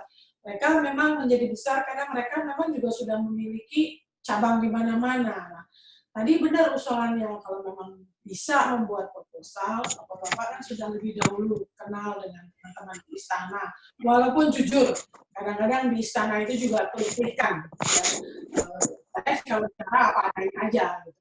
Nah, sekarang ini yang bermain, kalau boleh bilang bermain, adalah memang relawan yang besar, yang dekat dengan kekuasaan, satu. Yang kedua, yang dekat dengan partai, ya kan? Mereka itu yang mengelilingi. Even Bapak sendiri sebenarnya sekarang kesulitan, bahkan sendirian. Karena semua bermain. Contoh, Refli Harun dulu yang begitu lama bela Pak Jokowi. Begitu sekarang udah berhenti, langsung berbalik. Ini cemen-cemen semua, dan buat saya mereka bukan relawan. Kita yang relawan, karena kita terus konsisten berada di jalan yang mengawal Pak Jokowi. Jadi mungkin bapak-bapak yang lebih senior, ada Bu Soleh, ada Pak Suhadi, benar, buat proposal, coba kita temui, coba kita bicara dengan mereka. Karena pasti mereka mau bantu kok, nggak mungkin enggak. Dan memang bukan baru sekarang, saya juga banyak teman-teman juga yang kemarin ngeluh nggak kebagian, salah sasaran, nggak ada yang peduli. 1 menit lagi Bunda. Ya memang dinamikanya begitu. Ya, dinamikanya begitu. Jadi saya setuju kalau habis ini ada pertemuan, terus dibuatkan proposal, coba kita sama-sama keroyokan cari jalan keluarnya. Itu aja dari saya.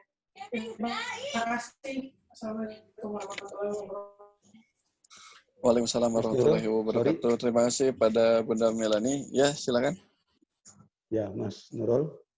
Saya izin dulu. Karena saya ini ada di luar kota, posisinya saya harus pulang ke Jakarta. Dan ini sudah hampir 3:30. Jadi apapun keputusan di sini, karena untuk kepentingan perjuangan pemimpin kita yang kita pilih, yang kita dukung, dan kita menjadi relawannya, saya ikut. Ya, karena saya sudah di medsos, saya sudah mengatakan, saya mau bergerak lagi melihat Pak Jokowi seperti ini. Saya tidak akan mundur. ya, saya akan menjadi garda terdepan dalam rangka penegakan hukum. Terima kasih. Salam Terima kasih semuanya. Pak Swadi. Salam Rudi, terima semoga kasih. selamat sampai tujuan Pak Swadi. Hati-hati di jalan. Selamat jalan Pak Swadi. Ya, makasih. Yuk. Oke. Tanggapan terakhir mungkin dari Pak Yanes Yosua sebelum kita memasuki sesi closing statement ya. Sesi closing statement dari masing-masing narasumber dan juga Gus Soleh dan Bang Rudi. Nah, Mas Nurul. Bang Yanes, ya siap Mas Nurul. Gus. Iya siap. Pak Swadi sebelum mengundurkan diri suruh closing statement dulu. Siap Pak. Pak Swadi. Pak Swadi tadi udah langsung itu Gus. Udah langsung keluar soalnya. Langsung live. Ya udah. Langsung live. Iya. Karena itu langsung ini aja ya, Pak Yanes. Oke. Pak Yanes mungkin waktunya maksimal 2 menit, Pak. Baik. Singkat Siap, aja. Untuk Oke, menjawab pertanyaan Mbak Jenny untuk fakta di lapangan tadi. Baik. Teman-teman sekalian, saya berikan sedikit masukan yang berupa jawaban sekaligus buat semua penanya. Yang pertama, mau saya katakan bahwa dampak COVID Corona ini bukan saja mengena guru honorer. Semua buruh atau pekerja yang bekerja pun mengalami dampaknya. Bahkan saya pun mengalami itu, mendapat bantuan sembako pun dari pemerintah. Nah, menghadapi hal seperti ini, dengan keadaan tidak bersatu seperti ini, membuat ada orang yang seharusnya tidak perlu dibantu, maka dibantu. Ada orang yang harusnya diberikan bantuan, bahkan tidak dapat bantuan. Sehingga saya pernah serukan bahwa seandainya kita dipilih untuk mengatur itu, relawan ini diberikan wewenang untuk menyatakan bahwa RT ini 5 orang perlu dibantu. Maka kita bisa sampaikan kepada polisi atau tentara. Dibantu dulu, apakah dia guru honorer, apakah dia siapapun juga di dalam RT itu yang harus dapat bantuan, itu yang harus dibantu. Tetapi sudah, semua sudah terjadi. Whatever will be, sudah terjadi. Nah sekarang ke depan, kita berharap bahwa setelah tanggal 4 ini, the new normal itu betul-betul terjadi dan kita bisa ketemu bersama. Tetapi jika terjadi sesuatu di luar kemampuan manusia, misalnya belum ada, maka tentunya ke depan tidak boleh seperti itu lagi. Tetapi saya punya keyakinan bahwa bulan Juni ini, the new normal itu mau tidak mau harus ada. Saya yakin itu. Mengapa? Karena di beberapa negara sudah memberikan contoh itu. Kita harus hidup berdampingan dengan COVID-19 itu. Nah teman-teman, menyangkut relawan besar dan kecil ini, mau saya sampaikan satu hal dulu. Ini bukan mau mengapa ya Pak ya, bahwa WLJ ini punya AHU 2013. Administrasi Hukum Umum itu. Sudah ada. Ormas nasional saya bikin itu. Tetapi tidak berkembang di seluruh Indonesia walaupun ada pengurusnya. Mengapa? Karena urus ormas nasional tidak gampang, harus punya uang banyak.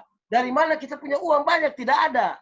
Hanya mentalitas sebagai relawan, sebagai seorang figur yang membela Pak Jokowi, orang benar, maka orang mau ikut.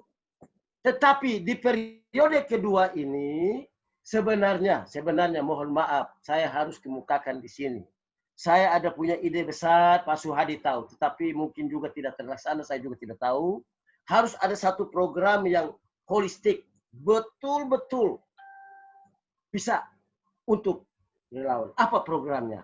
Yaitu seperti community empowerment program. Tetapi sudahlah, ini negara ini saya tidak tahu, kita harus selamatkan dulu. Jadi kita relawan ini bersatu untuk sebenarnya tugas besar adalah apa yang disebut Pak Soleh tadi. Jaga itu Pancasila, jaga ini negara, supaya negara aman dulu. Bukan Pak Jokowi, bukan. Kalau terjadi sesuatu misalnya, negara ini yang tidak aman. dalam APBDN, apapun ceritanya semua tahu. Sudah terkuras banyak habis. Jadi kalau dipaksakan misalnya PSBB jalan terus, sehingga pembagian sembako itu mungkin tidak terulang lagi. Tidak mungkin ada terus. Pasti berakhir tuh Pak.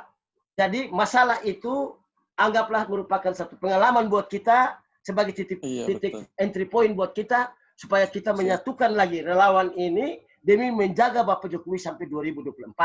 Amin. Dan kita berdoa agar mudah-mudahan apa yang dikatakan oleh Pak Muji tadi ya, setelah tanggal 4 kita bertemu, kita atur apa yang harus kita lakukan. Kalau memang harus ketemu Projo, harus ketemu Seknas, harus ketemu Bara JP, saya akan ketemu dengan mereka. Saya tidak pernah takut dengan mereka. Bahkan saya mau kasih tahu bahwa saya sudah ada lebih dulu baru mereka muncul. Termasuk Bara JP. Bara JP itu pendirinya saya. Projo belum muncul, Seknas belum muncul. Apalagi itu teman saya apa yang tadi sebut itu Silver belum. Jadi kalau mau bicara relawan dengan saya akan marah betul-betul. Jadi tolong jangan bikin susah ini relawan-relawan ini. Saya bukan bisa tolong semua, tidak. Tetapi satu orang relawan pun juga yang disusahkan oleh siapapun juga, saya sebenarnya sakit. Sakit. Kenapa? 8 tahun mau menderita atau tidak kita jadi relawan militan murni. Tidak tergantung dengan siapapun. Mantap. Sehingga hal kecil pembagian sembako bisa melunturkan semangat jual relawan, saya akan lawan itu. Tidak boleh. Jadi kepada teman-teman semua, memang webinar ini suasananya juga bagus, tetapi kita akan ketemu lah ya, halal bihalal, apapun namanya silaturahmi lah. Kita silaturahmi, ketemu, supaya kita atur. Nanti Pak Suhadi juga bisa sampaikan kepada teman-teman karib yang kita bentuk di sana, Purworejo, kita bentuk itu juga, gabung biar makin banyak, ratusan lah. Kita berusaha untuk menguatkan lagi jaringan relawan ini. Ada ARJ, saya akan kasih tahu Aidil, kelompok ARJ, semualah kita bergabung. Siap, Pak. Supaya untuk Pak Yanes Yosua, kita sama-sama lah. Jangan lu lagi, saya istilah dulu itu L4 itu. Gitu ya Pak ya. Saya punya masukan Yanes tidak Yosua. Sempurna, tetapi intinya adalah bahwa ke depan kita makin solid lah, bukan makin rusak. Kira-kira begitu Bapak moderator yang baik hati. Oke, siap. Dari saya, Pak Yanes Yosua, mungkin sebelum ditutup, kami minta tolong untuk closing statement. Tadi atas tanggapan, mungkin harapan dan juga ajakannya kepada seluruh relawan dan juga untuk masyarakat di tengah pandemi seperti ini disesuaikan dengan tema kita kali ini. Sekitar 1-2 menit aja ya Pak ya, closing statement. Pak Yanes. Baik. Oke, baik. Terima kasih. Terima kasih teman-teman. Sebagai closing statement, saya mau sampaikan bahwa Bung Karno pernah katakan ya, sering saya sebut, Samenbundeling van Revolutionare van alle krachten van de natie. Pengikatan seluruh potensi rakyat, dalam hal ini relawan. Itu merupakan satu kekuatan besar yang menjamin Bapak Jokowi bisa berakhir 2024 dengan legasi yang baik. Bukan saya katakan bahwa militer tidak mendukung, polisi tidak mendukung, yang lain-lain tidak mendukung. Tidak.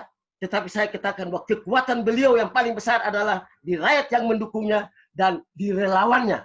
Dan untuk itu, segala macam upaya untuk menghancurkan relawan Jokowi tidak diperbolehkan. Jika itu pun ada, kita siap sebagai garda terdepan. Seperti apa yang dikatakan oleh Bapak Gus Soleh tadi. Untuk melawan sampai tidak boleh terjadi. Agar negara tetap aman di bawah kepemimpinan yang mulia Bapak Presiden Jokowi yang kami hormati. Begitu. Terima kasih. Itu statement. Terima kasih Pak Yanes Yosua atas closing statement-nya. Untuk selanjutnya kepada narasumber yang lain, yakni Pak Mujib, kami mohon waktunya sekitar 1-2 menit untuk memberikan closing statement. Kepada Bang Mujib, kami persilahkan. Kita sebagai relawan Jokowi, kita telah berjuang bersama. Jangan lelah mengawal Jokowi. Kita telah berjuang sekuat-kuatnya. Kita telah berjuang sejujur-jujurnya. Adil mulai dalam pikiran, adil mulai dalam perkataan, adil di dalam perbuatan. Amin. Merdeka. Merdeka. Terima kasih Bang Mujib yang menyampaikan closing statement-nya dengan ajakan yang singkat, jelas, padat, dan sangat bermanfaat untuk kita semua.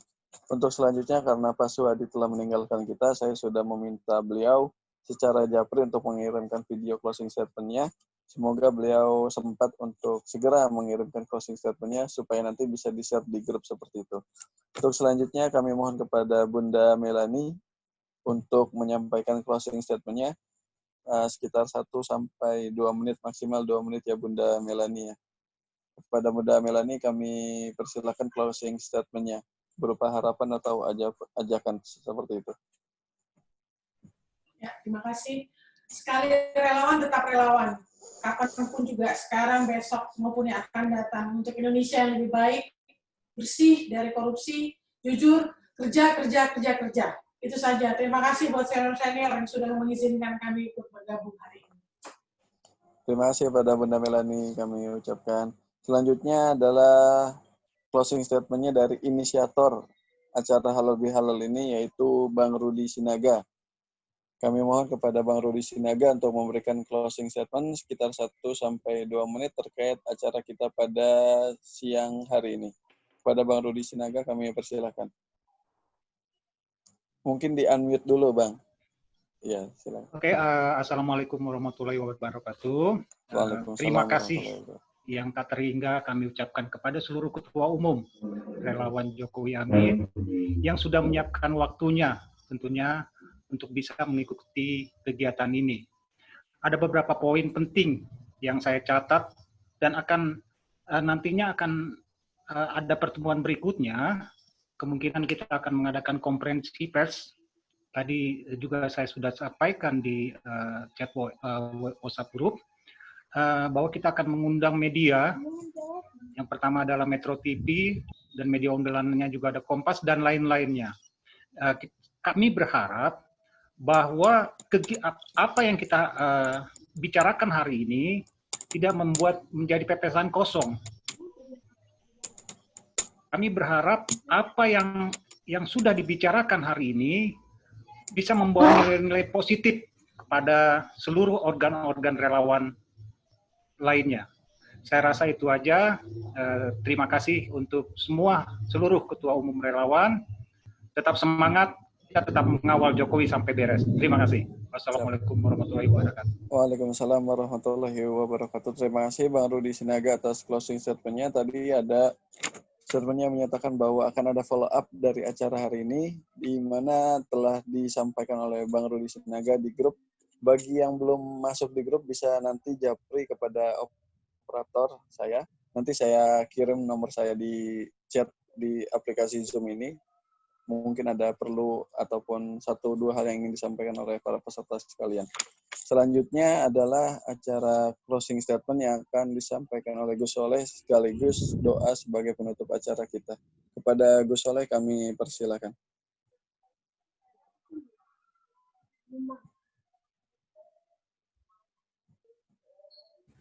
Ya. Assalamualaikum warahmatullahi wabarakatuh. Waalaikumsalam warahmatullahi wabarakatuh. Acara dari awal sampai akhir sudah berlaku. Apa yang telah disampaikan oleh teman-teman, terlebih-lebih kepada senior relawan, mudah-mudahan bisa bermanfaat buat kita semuanya.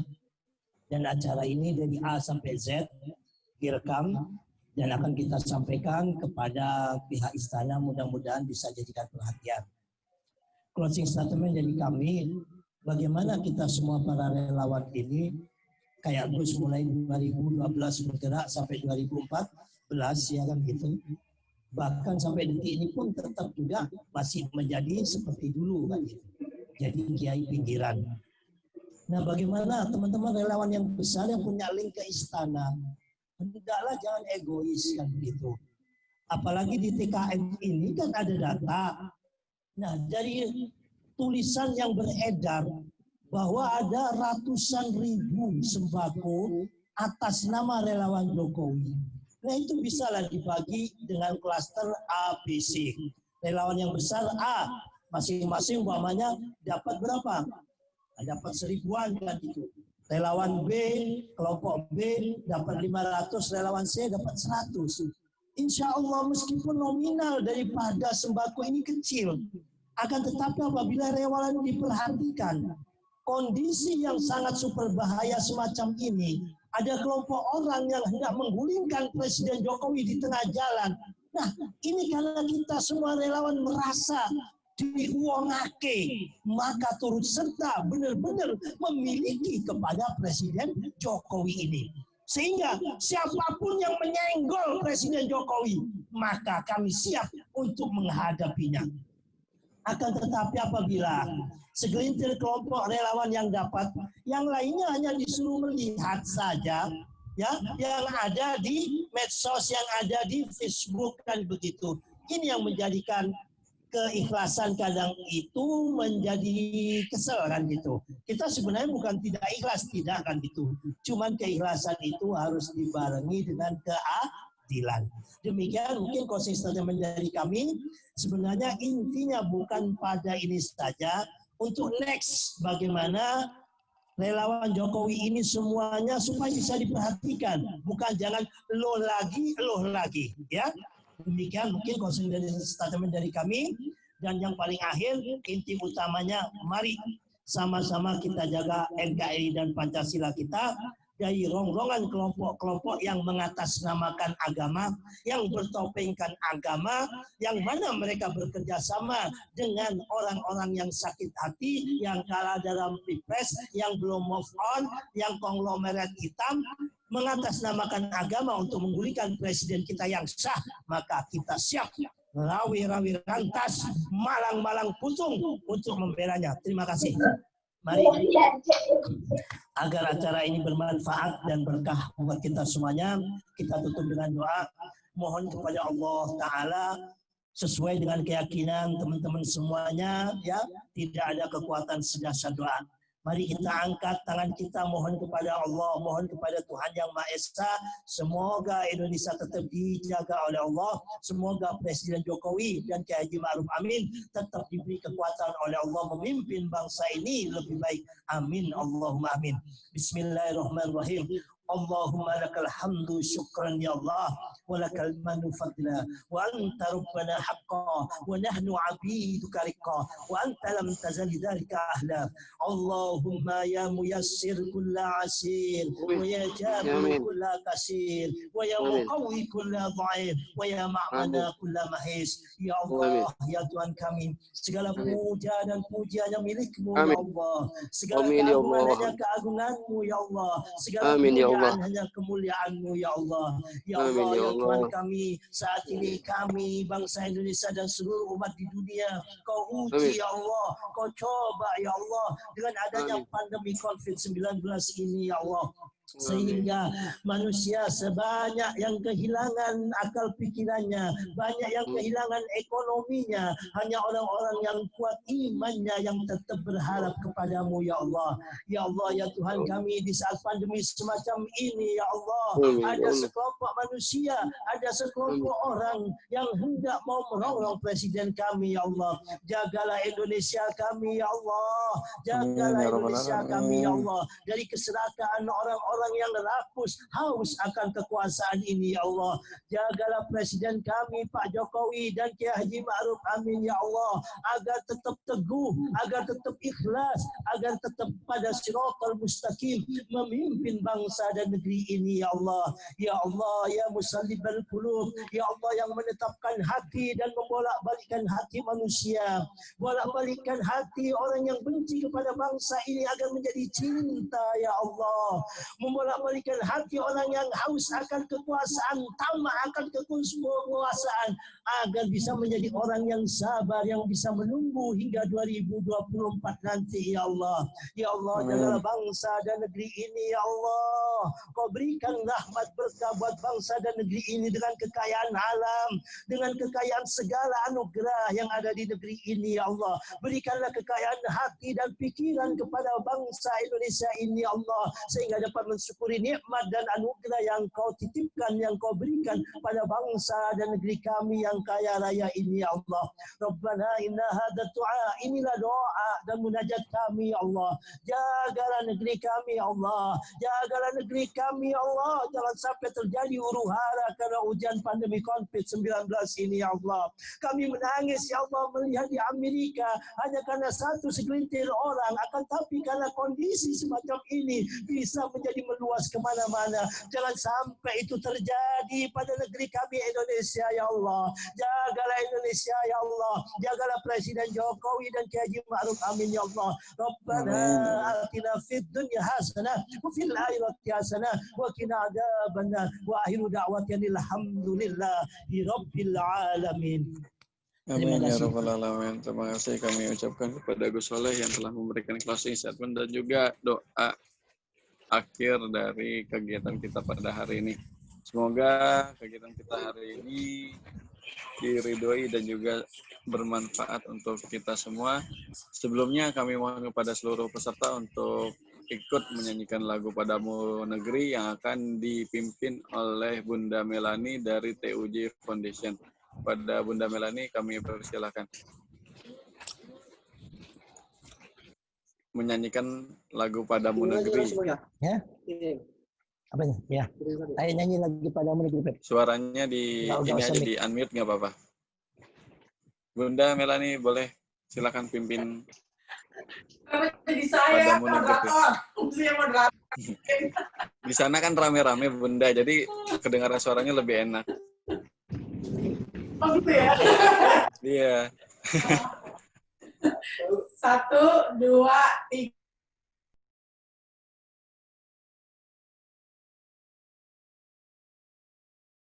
Kami berjanji padamu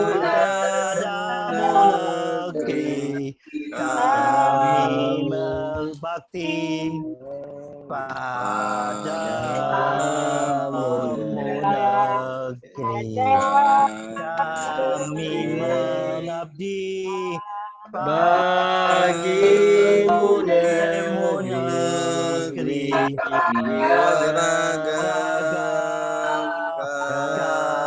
jiwa kami. Terima kasih banyak kepada semuanya. Merdeka. Mantap banget. Itu suaranya. Itu suaranya nggak ada yang merdu, nggak ada yang fals ya. Pokoknya sama semua di mata. Terima kasih kepada seluruh narasumber dan juga ketua organ yang telah menyempatkan waktunya untuk ikut diskusi kita pada hari ini. Saya selaku moderator mohon maaf apabila ada salah-salah kata, mungkin baik yang disengaja maupun tidak disengaja. Mumpung masih nuansa Idul Fitri juga, saya ucapkan kembali minal aidin wal faizin, mohon maaf lahir batin, mohon maaf apabila ada salah-salah kata. Saya pamit, mohon undur diri. Wallahul muwaffiq ila aqwamit thoriq. Assalamualaikum warahmatullahi wabarakatuh. Waalaikumsalam warahmatullahi wabarakatuh.